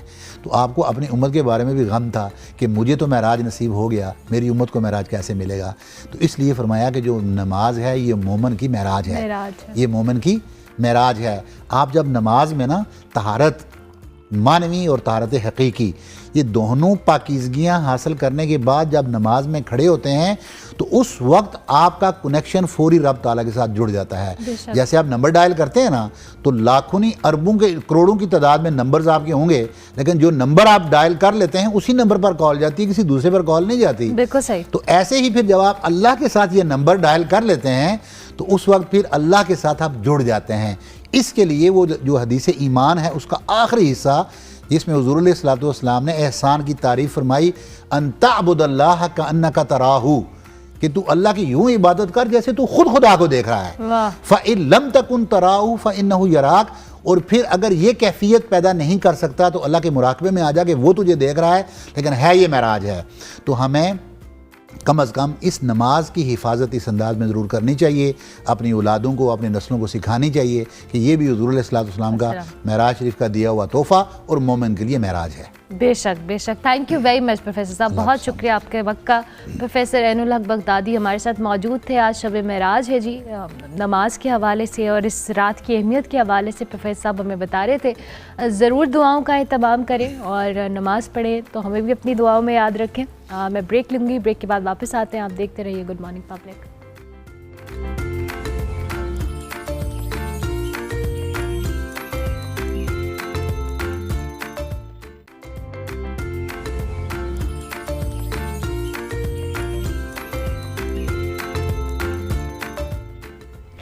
Welcome back to good morning public ji. अब हम बात करेंगे बच्चों के हवाले से, स्क्रीन टाइम्स के हवाले से, और फिर जो हम फ़ोन्स का इस्तेमाल करते हैं आजकल के दौर में, जहां बच्चे कम उम्र में स्क्रीन्स, मोबाइल फ़ोन्स, टैबलेट्स इनके यूज़ टू हो रहे हैं। वहीं पे एक नई रिसर्च में एक पॉजिटिव और उम्मीद अफजा एक मैसेज लेकर आई है समहाउ। अमेरिका की एक यूनिवर्सिटी में रिसर्च के मुताबिक जी चंद मिनट तक जो बोर्ड गेम्स हैं वो खेलना बच्चों की इब्तदाई मैथमेटिकल स्किल्स जो है या उनकी जो मेंटल ग्रोथ है उसमें नुमाया बेहतरी ला सकता है। नंबर्स पर मबनी जो बोर्ड गेम्स हैं उसके खेलने वाले बच्चों में आदात को समझने की सलाहियत 76% तक उसमें बेहतरी के इम्कानात पैदा हुए हैं, जो आगे चलकर तालीमी समहाउ कामयाबी में अहम किरदार अदा कर सकते हैं। बोर्ड गेम्स बच्चों के दिमाग पर कैसे असरअंदाज होते हैं और वालिदैन उन्हें रोज़मर्रा ज़िंदगी में कैसे शामिल कर सकते हैं, इसी पे बात करेंगे। हिरा फ़खर हमारे साथ मौजूद है, हमारे नफ्सियात, उनको हम खुश आमदीद करेंगे। अस्सलाम वालेकुम हिरा, कैसे हैं आप? अल्हम्दुलिल्लाह, आप कैसे? मैं बिल्कुल ठीक। हिरा, ये पहले तो हम स्क्रीन्स, मोबाइल इन सबको डिस्करेज करते हैं और दूसरी एक्टिविटीज़ बच्चे उस तरह से पार्टिसिपेट भी नहीं करते। ये जो नई रिसर्च कह रही है, ठीक कह रही है? ज़ाहिर सी बात है, जब हम लोग वैसे बच्चों की बात करते हैं, आजकल के जैसे बच्चे जो है मोबाइल और टैबलेट्स की उनकी बहुत आदत हुई है, ठीक है, और ये आजकल की नीड है। हम ऐसा भी नहीं कर सकते कि बच्चे से बिल्कुल आइसोलेट कर लें कि हम लोग उस मोबाइल नहीं देना, हमने टैबलेट नहीं देना। लेकिन मसला तब आता है जब मोबाइल और टैबलेट बच्चे की वाहिद सोर्स ऑफ एंटरटेनमेंट है। बच्चा स्कूल से आता है, उसने मोबाइल देखना शुरू किया है, बीच में अगर उठ रहा है खाने के लिए तो बस, वरना अमूमन खाने के टाइम भी मोबाइल देख रहा है, फिर उसके बाद सोते वक्त तक मोबाइल देख रहा है। उस पर पढ़ाई हो रही है, खेल भी उस पर है, एंटरटेनमेंट भी उस पर है, कोई अदर सोर्स ऑफ एंटरटेनमेंट बच्चे के पास है नहीं। अब इसमें मसला ये आ रहा है कि हम लोग जैसे देखते हैं कि आजकल के बच्चों के अंदर एक तो यह गुस्सा बहुत जल्दी आ जाता है, उनसे कोई चीज़ ले ली जाए उनको या फिर कोई चीज़ डिनाई कर दिया जाए तो फ़ौरन एग्रेसिव आउटबर्स्ट, टैंट्रम्स, चीज़ें फेंकना, इतना एग्रेसिव हो जाते हैं कि पता नहीं जैसे क्या ही हो गया, ठीक है। उसके बाद ये है कि बच्चों की अटेंशन स्पैन कम हो रही है। आप बच्चों से देखेंगे 45 मिनट की क्लास होती है, उसमें से सिर्फ चंद बच्चे हैं 10-20 मिनट तक देख लेंगे, बाकी सारे बच्चे इधर उधर देख रहे हैं, किसी से बात कर रहे हैं, तवज्जो ही नहीं दे पा रहे, ठीक है। तो ये जो है कि हम कहते हैं टैबलेट्स और मोबाइल्स का ये तो मुनफी असरात आ रहे हैं, बिल्कुल ठीक है। अब जब हम लोग बोर्ड गेम्स की बात करते हैं तो जो स्टडी जिसकी आप बात कर रही हैं उसने ये क्या है कि एक तो ये है कि जब लीनियर गेम्स होती हैं जैसे सांप सीढ़ी हो गई है, लूडो हो गई है, ठीक है, ये जो गेम्स होती हैं ये बच्चों के अंदर जो है ना, एक तो ये है कि न्यूमेरिकल रीजनिंग जो आगे जाके उनकी जो एकेडमिक एबिलिटी की बहुत बड़ी प्रिडिक्टर होती है। जो बच्चे बचपन से न्यूमेरिकल रीजनिंग में अच्छे होते हैं उनकी आगे जाके एकेडमिक परफॉर्मेंस अच्छी होती है, हमने देखा है, ठीक है। ये स्टडीज़ थ्रू आउट बार बार शो कर रही हैं कि बच्चे मैथ्स में अच्छे हैं तो आगे जाके उनकी परफॉर्मेंस अच्छी आ रही है, ठीक है। ये तो उनकी कॉग्निटिव वगैरह डेवलपमेंट में आगे, फिर आगे जाके जब वो board games through advance board games में आ जाते हैं, जैसे लूडो हो गई है, शतरंज हो गई है, अब इसमें ये हो रहा है कि बच्चे का सिर्फ न्यूमेरिकल रीजनिंग नहीं, उसकी पूरी फ्रंटल लोब जो हम आगे वाला हिस्सा कहते हैं जिसमें उसकी प्लानिंग है, मैंने कौन सी घोटी मारनी है, किसकी नहीं मारनी, मैंने अपना पॉन सेक्रीफाइस करना है या नहीं करना, मैंने अगर अपने किंग को बचाना है तो किस तरह बचाना है, वो बच्चा सारी प्लानिंग करे जो आपके मोबाइल में नहीं मिल रही है आपको। बच्चा बस स्क्रॉल करे जा रहा है कोई एग्जेक्टिव फंक्शनिंग उसकी, जिसको हम कहते हैं हायर स्किल्स, जो हम लोग कहते हैं ना कि हमें इंसान और हैवान से अलग करते हैं, वो स्किल्स वो बच्चा बोर्ड गेम्स में इस्तेमाल करे। ठीक है, फिर उसके बाद ये है कि आपके बच्चों के जो है वो जब सोशल स्किल्स डेवलप हो रहे हैं, वो अकेले तो नहीं खेलते, ज़्यादा से ज़्यादा ऐसी बात है बहन भाइयों से खेल रहे हैं, दोस्तों से खेल रहे हैं, अपने अम्मी अब्बू के साथ खेल रहे हैं, तो वो चीज़ें भी हैं, वो भी साथ साथ डेवलप हो रही होती हैं बोर्ड गेम्स। बिल्कुल ठीक है। अच्छा हिरा, वही बात है कि हम विद टाइम गैजेट्स ने, हर चीज़ ने, इवन हम उस दिन AI और चैट GPT का भी जिक्र कर रहे थे कि हम लोग हर चीज़ को फ़ौरन बड़े भी, इवन हम सब भी कोई चीज़ समझ नहीं आ रही है तो फ़ौरन से हम चैट GPT करते हैं और सर्च कर लेते हैं और चीज़ें कन्वीनियंट हो जाती हैं। जो आपकी कह लें ना दिमाग की इस्तेमाल है वो बहुत लिमिटेड हो रहा है, लेकिन कुछ रीजन इसमें ये भी आती है कि जी आप मशीन को इंस्ट्रक्शंस भी तो खुद दे रहे हैं, but at the end of the day पहले जो होता था कि अगर कोई पहेलियाँ बूझना या इस तरह का दिमाग आपका वर्किंग में रहता था, बट टाइम कन्वीनियंस आप समझते हैं कितनी ज़्यादा हो गई है कि हम अपने दिमाग को इस तरह से वर्किंग में नहीं ले पाते हैं? देखिए, एक तो ये कन्वीनियंस तो हो गई है, और जैसे मैं भी कहना कि हम पीछे नहीं रह सकते, हमने ये नहीं करना अपने बच्चों से, क्योंकि दुनिया बढ़ेगी आगे, आप बच्चों को पीछे रख के आप उनके साथ उनका कोई फ़ायदा नहीं कर रहे। लेकिन फिर भी अगर आप बच्चे की थिंकिंग इतनी लिमिटेड करें कि वो हर चीज़ आउटसोर्स करे, जैसे मैं वही कह रही हूँ कि आपके पास बोर्ड गेम्स, जब हम शतरंज की बात करते हैं तो वो एक अच्छा खासी है कि बच्चा प्लानिंग भी कर रहा है, एक्सिक्यूट भी कर रहा है, रिस्क टेकिंग भी लेते हैं कि सेफ इन्वायरमेंट है, कोई वाकई नुकसान नहीं हो रहा, लेकिन बच्चा एक चीज़ सेक्रीफाइस कर रहा है, ये हम उसको सिखा रहे हैं, हम उसको इंतज़ार करना सिखा रहे हैं, उसको जीत हार उसको एक अरसे बाद मिलेगी, फ़ौरन उसको रिवॉर्ड नहीं मिल रहा, डिलेड ग्रेटिफिकेशन हो रही है, ये सारी चीज़ें जो हैं। उसके बाद प्लानिंग करना कि मैंने कौन सी गोटी किस तरह चलनी है, मैंने किस तरह अपने आप को जीतना है या किस तरह वो करना है, वो सारी चीज़ें आप बच्चों से ले। आप जब बोर्ड गेम्स नहीं दे रहे तो जाहिर सी बात है बच्चे ने वो यूज़ नहीं करना, क्योंकि रियल लाइफ में तो वो रिस्क टेकिंग नहीं कर रहा ना उसने। हम अमूमन बच्चे इतनी इन्वायरमेंट्स में नहीं होते कि वो खुदा ना खास्तों कोई ऐसा रिस्क ले लें जिससे वो ऐसा कोई डिसीजन ले लें, कोई रिस्क ले लें। लेकिन बोर्ड गेम्स हैं, सेफ़ इन्वायरमेंट है। हमारे इधर आई थिंक मोनोपोली इतनी नहीं खेली जाती, लेकिन इट्स एक्सीलेंट गेम। बच्चे को आप बहुत अर्ली एज से रिस्क टेकिंग, फाइनेंशियल लिटरेसी आप सिखा रहे हैं कि आपने अगर कोई फ़ैसला लेना है, देखिए हर चीज़ के नुकसान और फ़ायदे होते हैं, आपने फ़ैसला किस तरह लेना है, आपने अपने नुकसान और फ़ायदे किस तरह वे करने हैं, और फिर आपने देखना है कि मुझे ये लेना है, मुझे वो लेना है। ठीक है, तो ये बच्चों के अंदर आप अर्ली एज और बहुत ही एक इंटरेस्टिंग वे के थ्रू कि बोर्ड गेम्स हैं, बच्चा एंजॉय कर रहा है, अपनी मदर के साथ बैठा हुआ है, मदर की अटेंशन मिल रही है, जो अमूमन ना लोग समझते हैं कि it's not a big deal. लेकिन जब हम रीइंफोर्समेंट की बात करते हैं ना, तो बच्चे के लिए सोशल रीइंफोर्समेंट, यानी मदर का प्रेज़, मदर की अटेंशन, मदर वाह तुम इतने वाह ये क्या बड़ी ज़बरदस्त गेम खेली है, बड़े ज़बरदस्त मूव चली है, ये बच्चे के लिए बहुत इंपॉर्टेंट है, उसकी सेल्फ इस्टीम के लिए कि मेरी माँ मुझे अप्रिशिएट कर रही है। और वो चीज़ें आप उनसे लेके आप उनको एक टैबलेट पकड़ा रहे हैं जहाँ वो स्क्रॉल करे जा रहे हैं। और अगर वहाँ की गेम्स में है तो वो जो गेम्स हैं वो बहुत इंस्टेंट रिवॉर्ड दे रही है। कैंडी क्रश है फ़ौरन बहुत स्टिमुलेटिंग है कि बच्चा फ़ौरन स्वाइप कर रहा है। बड़ों के लिए भी मुझे याद है कि मैं भी, आपने कैंडी क्रश का जिक्र किया, इतनी आपको एडिक्टिव थी कि मैं समटाइम्स बैठी हुई हूँ कहीं भी, आई यूज्ड टू प्ले, मैंने उसको अपने फ़ोन से डिलीट किया because it was so addictive. तो आई कैन इमेजिन कि बच्चे जो कि 24 घंटे में से मोस्ट ऑफ द टाइम इस पे टैबलेट्स या गैजेट्स पे गुजारे, उनके लिए चीज़ें कितनी एडिक्टिव होंगी। बात है, वो देखें ना, एक तो कलर्स भी इतने इंटरेस्टिंग होते हैं, it's very interesting, very attractive. फिर उसके बाद ये है कि इतनी ज़्यादा साउंड्स आ रही हैं, फिर इंस्टेंटली आपको रिवॉर्ड मिल रहा है, you don't have to wait. आपने वही लेवल क्लियर किया, फ़ौरन ही आपको वाओ ग्रेट जॉब, ये लो 100 कॉइंस 200 कॉइंस जो करना है करो, आपको रिवॉर्ड के लिए वेट ही नहीं करना पड़ा। जबकि आप जब कोई गेम खेलते हैं तो हम लोग लूडो जब देख लेते हैं तो अच्छी खासी दुरानियाँ हो जाती है, 1 घंटा तक चलती है। 1 घंटे बाद कोई हारता है, कोई जीतता है, बच्चा हारना भी सीख रहा है आपका। लेकिन ना बच्चे को समझ आ रहा है कि मैं हमेशा जीत नहीं सकता, और ये आप बड़ी सेफ इन्वायरमेंट में देने, क्योंकि कोई एक्चुअल रिस्क नहीं है बच्चे को, उसको कोई नुकसान नहीं हो रहा हारने से, लेकिन उसको समझ आ रहा है कि मैं हार भी सकता हूँ, मैं जीत भी सकता हूँ। लूडो में हम जो सुनते हैं लड़ाइयाँ वगैरह, शुरू में तो हो जाता है कि लूडो उल्टा दी, लेकिन फिर बच्चा अपने इमोशन को भी मैनेज करना सीखता है कि मैंने जब हारना है, हमेशा तो मैं नहीं जीत सकता, जब मैं हारूंगा तो मैंने इसको किस तरह कबूल करना है। जब कोई मेरी गोटी मार देगा, जब कोई मेरी बारी मार देगा, या जब मैं साम सीढ़ी से बिल्कुल 99 पे आके नीचे उतर रहा हूँ, यानी मैं लॉस सफ़र कर रहा हूँ, तो मैंने इसको किस तरह मैनेज करना है। ये चीज़ें हम बड़ी सेफ इन्वायरमेंट में बच्चे को अपॉर्चुनिटी दे रहे हैं, वरना हम लोग बच्चों को नहीं देते ये अपॉर्चुनिटीज़।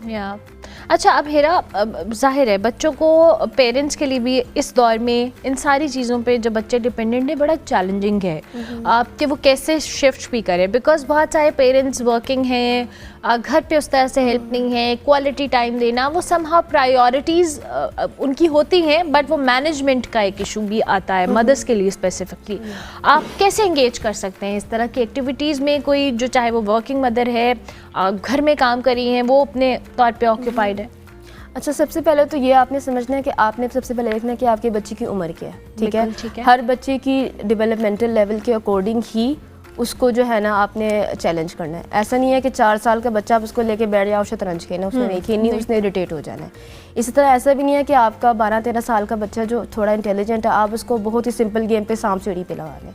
सबसे पहले बच्चे के लेवल के अकॉर्डिंग आपने चैलेंज डिज़ाइन करना है। दूसरी बात यह है कि जब हम लोग इंट्रोड्यूस करवा रहे होते हैं ना गेम्स, तो ये बहुत ज़रूरी है कि हम लंबी गेम्स इंट्रोड्यूस करवाएं।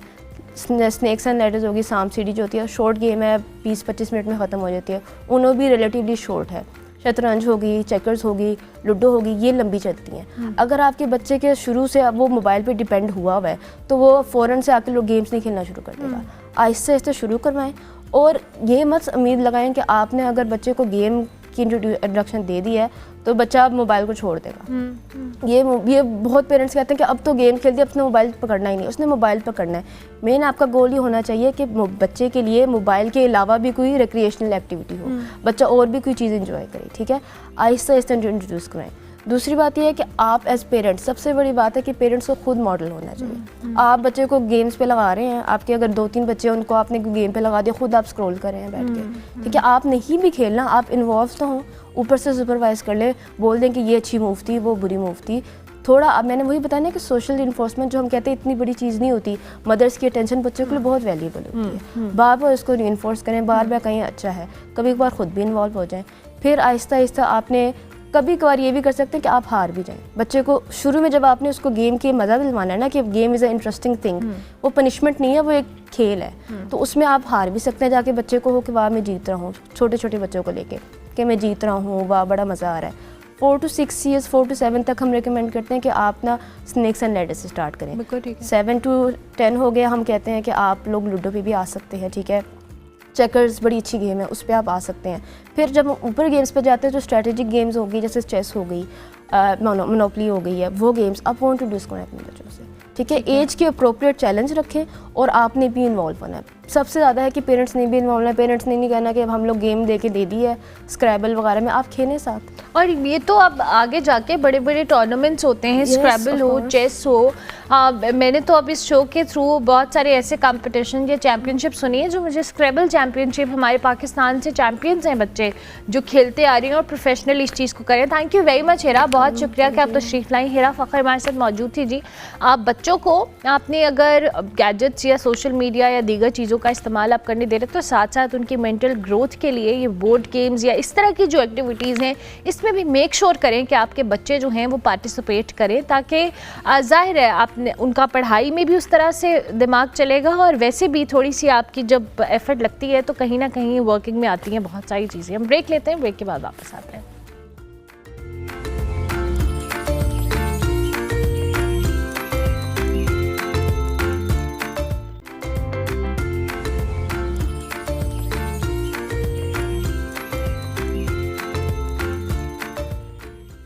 Welcome back to good morning public जी। प्रोग्राम का आखिरी हिस्सा है। इस टॉपिक पर बात करते हुए मुझे हंसी भी आ रही है क्योंकि बहुत सारे ऐसे आज मेरी नज़रों के सामने, पता नहीं मेरा एल्गोरिदम ऐसा सेट हुआ हुआ है फ़ोन का कि क्या सीन है।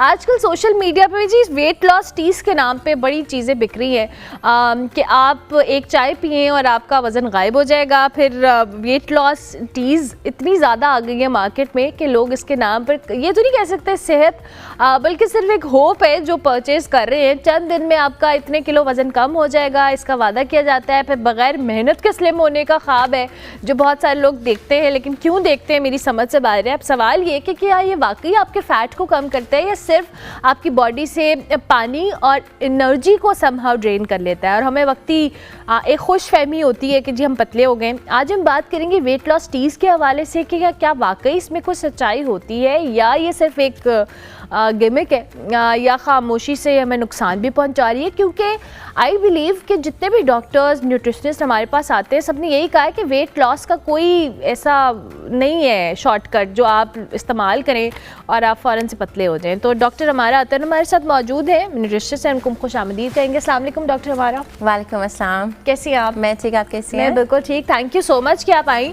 डॉक्टर हमारा ये वेट लॉस टीज़ बहुत सारी हैं मार्केट में, ओवर द काउंटर भी अवेलेबल हैं, बहुत सारे ऐसे पेजेस हैं जो कहते हैं जी आप इतने दिन इस्तेमाल करिए आपका वेट लॉस हो जाएगा। पहले तो हमें साइंस समझाएं कि ये वाकई ऐसा होता है? नहीं, ऐसा बिल्कुल भी नहीं होता। जैसा कि आप कह रही थी, ये बिल्कुल फ्रॉड है, बिल्कुल ये स्कैम होती हैं। There is no weight loss tea in the world जो कि आपका वेट लॉस कर दे, आपका बॉडी फैट कम कर दे। इनमें लेग्जेटिव प्रॉपर्टीज़ होती हैं, डायूरेटिक प्रॉपर्टीज़ होती हैं, ये आपकी बॉडी में वाटर रिटेंशन नहीं होने देते, आपका बाउल मूवमेंट्स उनको जल्दी से आपका स्टमक एम्प्टी कर देते हैं। तो इससे यही होता है कि उससे आपका जो स्केल के ऊपर थोड़ा सा वेट ड्रॉप आ जाता है, पर ये आपके बॉडी फैट को कुछ नहीं करता। और वेट लॉस बेसिकली मीन्स कि आपका बॉडी फैट परसेंटेज कम हो। तो अगर आपका बॉडी फैट परसेंटेज वहीं का वहीं है और सिर्फ बॉडी से पानी और आपके बाउल्स एम्प्टी हो रहे हैं, दैट डजंट मीन कि आपका वेट कम हो गया है। जितनी स्पीड से वो गिरता है उतनी स्पीड से वो वापस भी आ जाता है once you discontinue the use of the tea.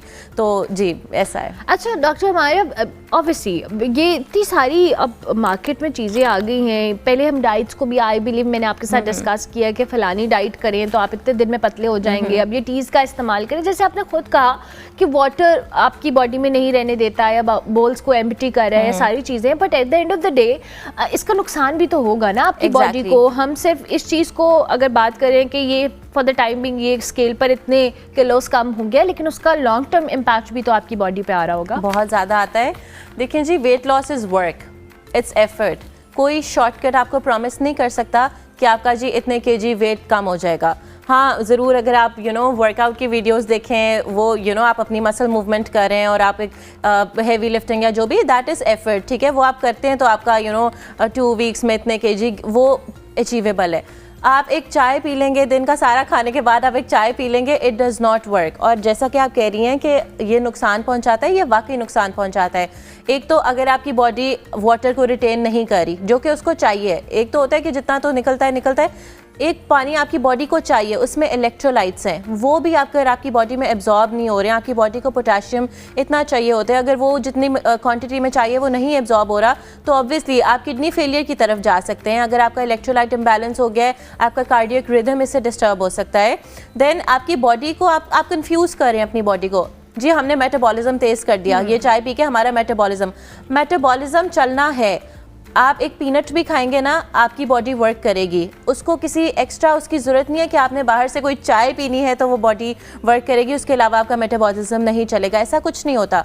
तो आप अपनी बॉडी को वो टी देके ना इनफैक्ट कंफ्यूज कर रहे हैं कि उसको अगर उसने एक चीज़ डाइजेस्ट करनी थी अपने टाइम के हिसाब से या पानी वेस्ट आउट करना था अपने हिसाब से, अब उसको जल्दी पड़ जाएगी कि मैंने फटाफट करना है, तो ये आपकी बॉडी कंफ्यूज हो जाएगी, आपका मेटाबॉलिज्म उल्टा आप डिस्टर्ब करते हैं ये चाय पी के।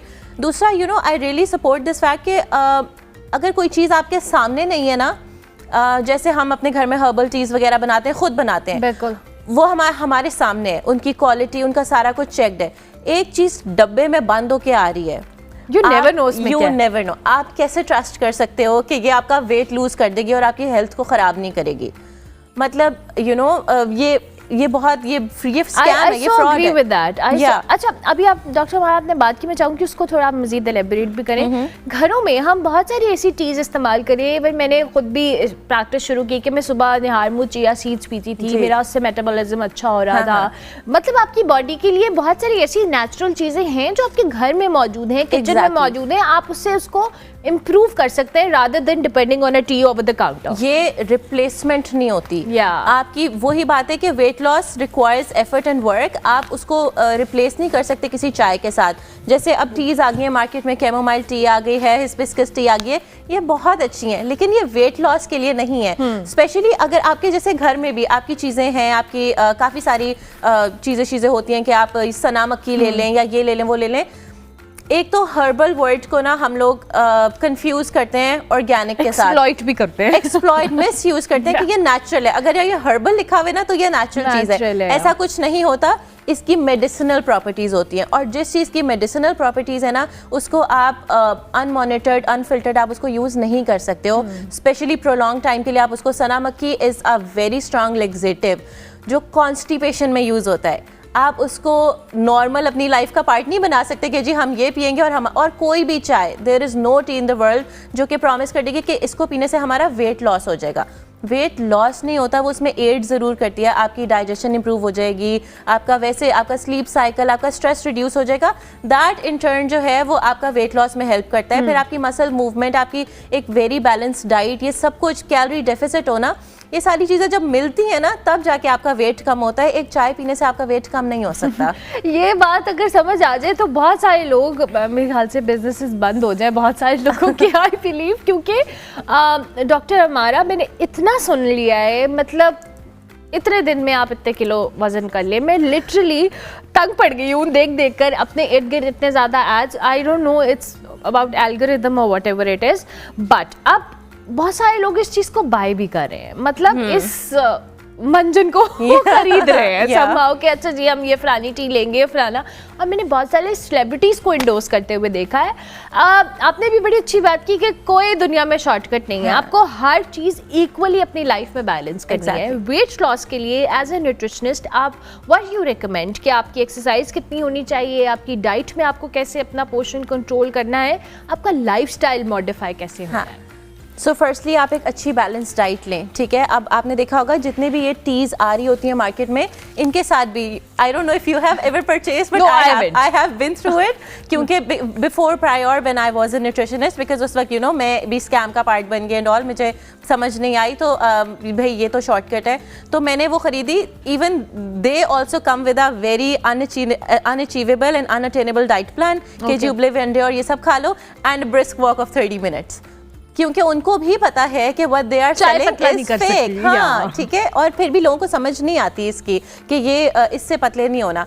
तो हाँ, यही है कि अगर आपको वेट लूज़ करना है तो आप एक अच्छा बैलेंस डाइट रखें, अपना नाश्ता, अगर आप एक रोटी खाते हैं आप उसको आधी कर दें, आराम से अपनी कैलोरीज कम करना शुरू करें। हाँ, अगर आप अपने आप को पनिशमेंट कर देंगे कि पनिशमेंट लगा देंगे कि मैंने इतना, हाँ फाका भी आपको हेल्प आउट नहीं करता। बिकॉज मैं हमेशा अपने पेशेंट्स को ये रमज़ान की एग्जाम्पल देती हूँ कि रमज़ान में हम इतना बड़ा फास्ट करते हैं, ठीक है, और हमारी बॉडी, हमारा फिर भी वेट कम नहीं होता, उल्टा ज़्यादा ही हो जाता है। एक तो चलो तली हुई चीज़ें डॉल साइड पे, पर एट द सेम टाइम आपकी बॉडी को आदत, हमारी बॉडी बहुत समझदार होती है, इसको आदत हो जाती है कि जी मेटाबॉलिज्म को स्लो कर लो। अगर नहीं मिल रहा ना थोड़ी देर बाद अपने सारे प्रोसेसेस स्लो कर दो, तो फाका डजंट डू एनी गुड। आपने एक थोड़े 3 से 4 घंटे के बाद अपने आप को थोड़ा फूड प्रोडक्ट्स देनी है, अपना खाना मील्स लेने हैं, स्नैक्स टाइम पे लेने हैं, और फिर वर्कआउट करना है। आप घर पे कर सकते हैं, घर में करें, आप जिम जा सकते हैं, जिम जाएं, आप वॉक कर सकते हैं, वॉक करें। आपके हाउस चोर्स इतने ज़्यादा हैं, आप उनको मैनेज करते करते देयर शुड बी समथिंग, और आप उसको फिर मैनेज करें और कैलोरी डेफिसिट में जाएं, बैलेंस खाना खाएं, तो I think this all will do you good. ये बिल्कुल ठीक है, और किसी भी स्कैम में ना पड़े जो आपको कह रहे हैं कि आप पतले हो जाएंगे। अच्छा, ये जो भी आपने रमज़ान की भी बात की है, because I think it's around the corner, और हम सब कहीं ना कहीं इस चीज़ के लिए इंतज़ार भी कर रहे थे। आई थिंक ये जो रमज़ान से पहले भी बहुत सारे लोग अगर इस तरह का इंटरमिट फास्टिंग वगैरह करते हैं, इट हेल्प्स अ लॉट, लेकिन उसमें मैंने बहुत दफ़ा डॉक्टर हमारा ये ऑब्जर्व किया कि लोगों की जो न्यूट्रिशनल वैल्यू है वो समहाउ पूरी नहीं होती है, और फिर आप लेथार्जिक होते हो, आप अपनी रोज़मर्रा एक्टिविटीज़ को उस तरह से परफॉर्म नहीं कर पा रहे होते। सो अपनी एनर्जीज़ को मेंटेन रखते हुए how someone can lose weight. So basically यही है कि ठीक है, अगर आप इंटरमिटेंट फास्टिंग कर रहे हैं, at the end of the day आप ये देखें आपने खाया क्या है। अगर आप जो खा रहे हैं वो फुल ऑफ न्यूट्रिशियस है तो ठीक है। अब रमज़ान में हम अपना फास्ट ही ब्रेक करते हैं, तली हुई चीज़ें, खजूर और वो, हालांकि एक डेट इनफ होती है आपकी पूरी आपकी एनर्जी बहाल करने में, 1 खजूर इज़ इनफ। पर आप जो है वो जो इतना कुछ डालते हैं ना, फिर उस सब को मेटाबोलाइज करने में, उस सब को जो है डाइजेस्ट करने में बॉडी को बहुत सारा वर्क रिक्वायर्ड होता है, फिर बॉडी थक जाती है, दैट इज़ वाई आप लेथार्जिक हो जाते हैं। सो अपनी आप यही देखें कि आप खा क्या रहे हैं, ठीक है। आप अपने आप को प्रोटीन शेक्स दें, you know, if you feel like आपकी एनर्जी बहुत कम हो रही है तो आप अपने आप को ऐसी हेल्दी ऑप्शंस दें जो कि आपकी एनर्जी को बहाल रखें। फ्राइड चीज़ों से आप या प्रोसेस्ड फूड, इस सब से आप, इन सब के ऑल्टरनेट्स हैं। आप एयर फ्राई कर लें, आप बहुत सारी चीज़ें हैं जो ऑल्टरनेट पे भी इस्तेमाल कर सकते हैं। आप इस तरह से अपने जो भी आप कंज्यूम करें, जो भी आप खा रहे हैं, वो आपका ऐसा होना चाहिए कि वो बिल्कुल साफ़ सुथरा और यू नो ऐसा फुल ऑफ न्यूट्रिशन हो। बिल्कुल ठीक है। इन द एंड क्विकली हमारे प्लेटफॉर्म से anything you want to add on doctor, हमारा camera is all yours. Thank you. Because the topic was about herbal teas, I'd really say कि please आप इन scams में और इन fraud का part ना बने। आप please अपनी health पे focus करें। जो चीज़ें आपको shortcut आपको नज़र आते हैं मार्केट में, वो आपकी health बेच रहे हैं, वो अपनी product बेच रहे हैं, वो और कुछ नहीं बेच रहे। अगर एक चाय आपका वजन कम कर सकती होती तो खुद ही सोचें, obesity would not have been a global health crisis. Exactly. Thank you very much doctor हमारा, बहुत शुक्रिया। डॉक्टर हमारे साथ मौजूद थी जी, हर्बल टीज़ के हवाले से बता रही थी। आज दुनिया में कोई ऐसी चीज़ नहीं है जो आपको शॉर्टकट से मिले, चाहे वो वेट लॉस है, चाहे वो कामयाबी है, या कोई भी आपकी लाइफ में चीज़ है। हर चीज़ पेशेंस, एफर्ट और आपको मेहनत के साथ मिलती है। और अगर आप पतला होना चाहते हैं, एफर्ट पुट करना चाहते हैं, तो आपको अपनी डाइट, अपना लाइफस्टाइल, हर चीज़ को मॉडिफाई करना है। तो जितने भी ये स्कैम्स हैं कि जी आप इतने दिन ये चाय पियेंगे तो आप पतले हो जाएंगे, सब झूठ है। डॉक्टर हमारा ने भी कंफर्म किया और मैं खुद भी कहती हूँ कि ये कोई ऐसी चीज़ नहीं है जो आपको पतला कर सकती है। प्रोग्राम का वक्त ख़त्म हुआ। इंशाल्लाह मेरी आपसे मुलाकात होगी अब कल। फीडबैक हमारे सोशल मीडिया हैंडल्स पे लाजमी दीजिएगा और तब तक के लिए अल्लाह हाफ़िज़।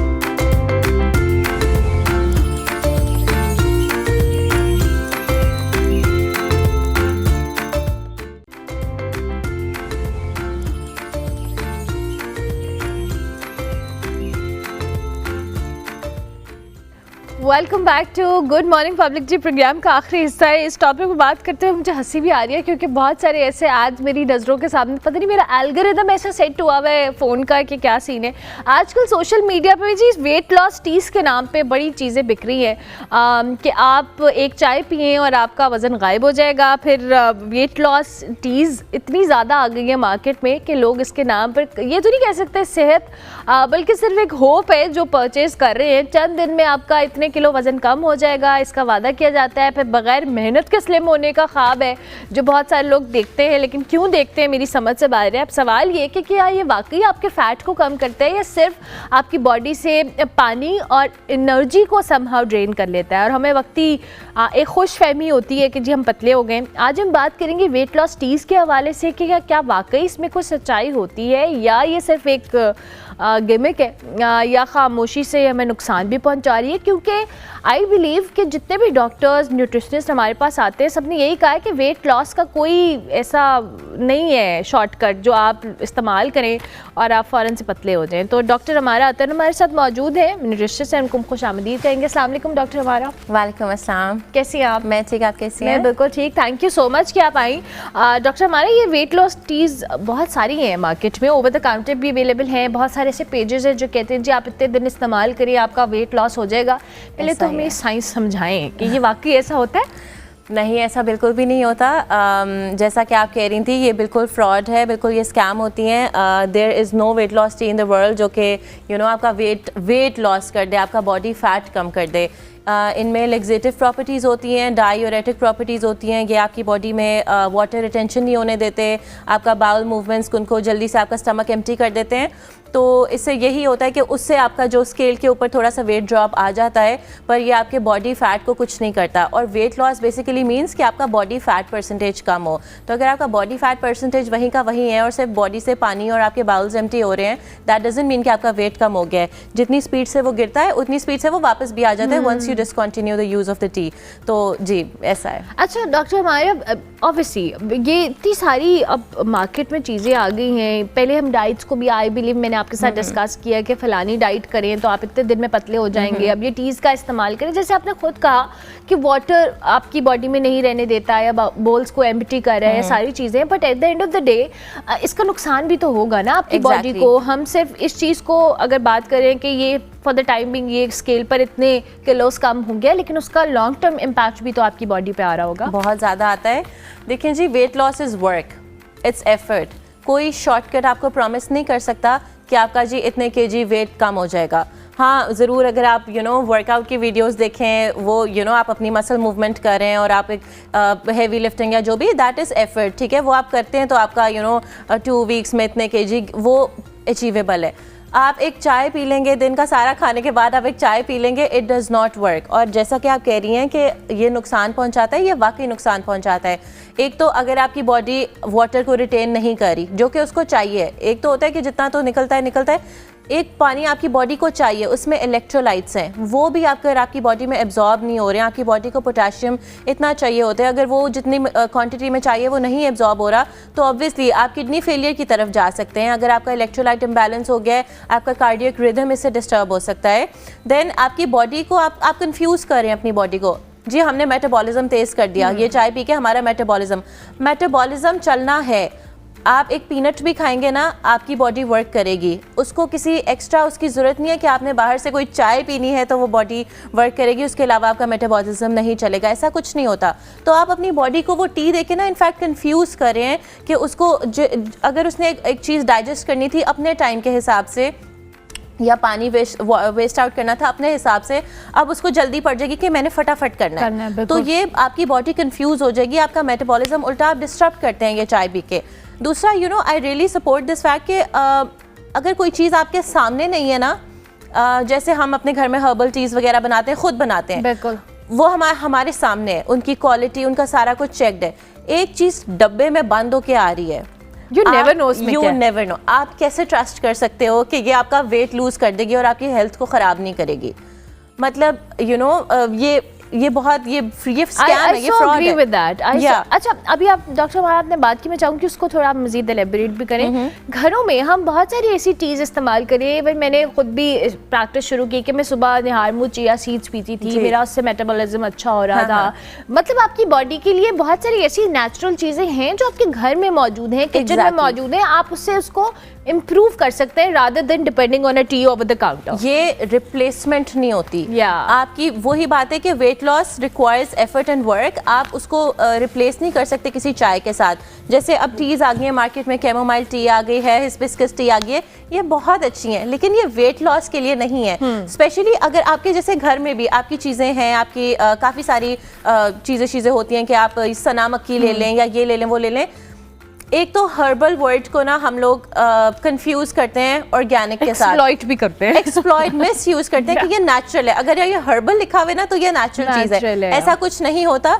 इसकी मेडिसिनल प्रॉपर्टीज़ होती हैं, और जिस चीज़ की मेडिसिनल प्रॉपर्टीज़ है ना उसको आप अनमॉनिटर्ड अनफिल्टर्ड आप उसको यूज़ नहीं कर सकते हो। स्पेशली प्रोलॉन्ग टाइम के लिए आप उसको, सना मक्खी is a very strong laxative जो कॉन्स्टिपेशन में यूज़ होता है। आप उसको नॉर्मल अपनी लाइफ का पार्ट नहीं बना सकते कि जी हम ये पियेंगे और कोई भी चाय, there is no tea in the world जो कि प्रॉमिस कर देगी कि इसको पीने से हमारा वेट लॉस हो जाएगा। वेट लॉस नहीं होता, वो उसमें एड ज़रूर करती है, आपकी डाइजेशन इंप्रूव हो जाएगी, आपका स्लीप साइकिल, आपका स्ट्रेस रिड्यूस हो जाएगा। दैट इन टर्न जो है वो आपका वेट लॉस में हेल्प करता है। फिर आपकी मसल मूवमेंट, आपकी एक वेरी बैलेंस डाइट, ये सब कुछ, कैलोरी डेफिसिट होना, ये सारी चीज़ें जब मिलती हैं ना तब जाके आपका वेट कम होता है। एक चाय पीने से आपका वेट कम नहीं हो सकता।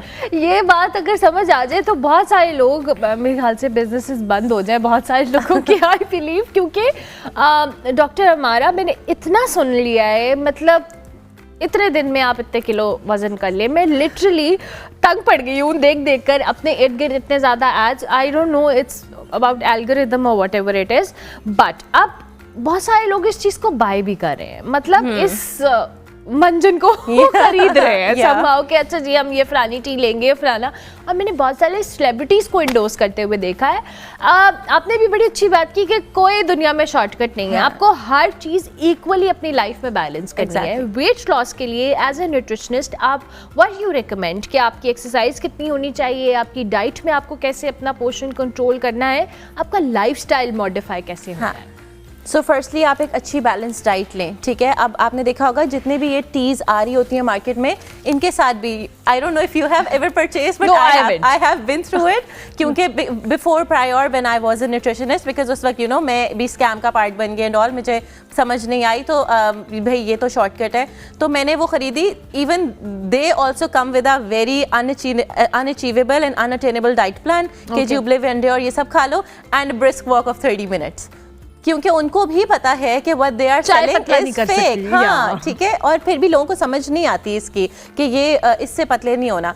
तो हाँ, यही है कि अगर आपको वेट लूज़ करना है तो आप एक अच्छा बैलेंस डाइट रखें, अपना नाश्ता, अगर आप एक रोटी खाते हैं आप उसको आधी कर दें, आराम से अपनी कैलोरीज कम करना शुरू करें। हाँ, अगर आप अपने आप को पनिशमेंट कर देंगे कि पनिशमेंट लगा देंगे कि मैंने इतना, हाँ, फाका भी आपको हेल्प आउट नहीं करता। बिकॉज मैं हमेशा अपने पेशेंट्स को ये रमज़ान की एग्जाम्पल देती हूँ कि रमज़ान में हम इतना बड़ा फास्ट करते हैं, ठीक है, और हमारी बॉडी, हमारा फिर भी वेट कम नहीं होता, उल्टा ज़्यादा ही हो जाता है। एक तो चलो तली हुई चीज़ें हैं डॉल साइड पे, पर एट द सेम टाइम आपकी बॉडी को आदत, हमारी बॉडी बहुत समझदार होती है, इसको आदत हो जाती है कि जी मेटाबॉलिज्म को स्लो कर लो। अगर नहीं मिल रहा ना थोड़ी देर बाद अपने सारे प्रोसेसेस स्लो कर दो, तो फाका डजंट डू एनी गुड। आपने एक थोड़े 3 से 4 घंटे के बाद अपने आप को थोड़ा फूड प्रोडक्ट्स देनी है, अपना खाना मील्स लेने हैं, स्नैक्स टाइम पे लेने हैं, और फिर वर्कआउट करना है। आप घर पे कर सकते हैं, घर में करें, आप जिम जा सकते हैं, जिम जाएं, आप वॉक कर सकते हैं, वॉक करें। आपके हाउस चोर्स इतने ज़्यादा हैं, आप उनको मैनेज करते करते देयर शुड बी समथिंग, और आप उसको फिर मैनेज करें और कैलोरी डेफिसिट में जाएं, बैलेंस खाना खाएं, तो I think this all will do you good. ये बिल्कुल ठीक है, और किसी भी स्कैम में ना पड़े जो आपको कह रहे हैं कि आप पतले हो जाएंगे। अच्छा, ये जो भी आपने रमज़ान की भी बात की है, because I think it's around the corner, और हम सब कहीं ना कहीं इस चीज़ के लिए इंतज़ार भी कर रहे थे। आई थिंक ये जो रमज़ान से पहले भी बहुत सारे लोग अगर इस तरह का इंटरमिट फास्टिंग वगैरह करते हैं, इट हेल्प्स अ लॉट, लेकिन उसमें मैंने बहुत दफ़ा डॉक्टर हमारा ये ऑब्जर्व किया कि लोगों की जो न्यूट्रिशनल वैल्यू है वो समहाउ पूरी नहीं होती है, और फिर आप लेथार्जिक होते हो, आप अपनी रोज़मर्रा एक्टिविटीज़ को उस तरह से परफॉर्म नहीं कर पा रहे होते। सो अपनी एनर्जीज़ को मेंटेन रखते हुए how someone can lose weight. So basically यही है कि ठीक है, अगर आप इंटरमिटेंट फास्टिंग कर रहे हैं, at the end of the day आप ये देखें आपने खाया क्या है। अगर आप जो खा रहे हैं वो फुल ऑफ न्यूट्रिशियस है तो ठीक है। अब रमज़ान में हम अपना फास्ट ही ब्रेक करते हैं, तली हुई चीज़ें, खजूर और वो, हालांकि एक डेट इनफ होती है आपकी पूरी आपकी एनर्जी बहाल करने में, 1 खजूर इज़ इनफ। पर आप जो है वो जो इतना कुछ डालते हैं ना, फिर उस सब को मेटाबोलाइज करने में, उस सब को जो है डाइजेस्ट करने में बॉडी को बहुत सारा वर्क रिक्वायर्ड होता है, फिर बॉडी थक जाती है, दैट इज़ वाई आप लेथार्जिक हो जाते हैं। सो आप यही देखें कि आप खा क्या रहे हैं, ठीक है। आप अपने आप को प्रोटीन शेक्स दें, इफ़ यू फील लाइक आपकी एनर्जी बहुत कम हो रही है तो आप अपने आप को ऐसी हेल्दी ऑप्शंस दें जो कि आपकी एनर्जी को बहाल रखें। फ्राइड चीज़ों से आप या प्रोसेस्ड फूड, इस सब से आप, इन सब के ऑल्टरनेट्स हैं, आप एयर फ्राई कर लें, आप बहुत सारी चीज़ें हैं जो ऑल्टरनेट पे भी इस्तेमाल कर सकते हैं। आप इस तरह से अपने जो भी आप कंज्यूम करें, जो भी आप खा रहे हैं, वो आपका ऐसा होना चाहिए कि वो बिल्कुल साफ़ सुथरा और ऐसा फुल ऑफ न्यूट्रिशन हो। बिल्कुल ठीक है। इन द एंड क्विकली हमारे प्लेटफॉर्म से anything you want to add on, doctor हमारा कैमरा इज ऑल योर्स।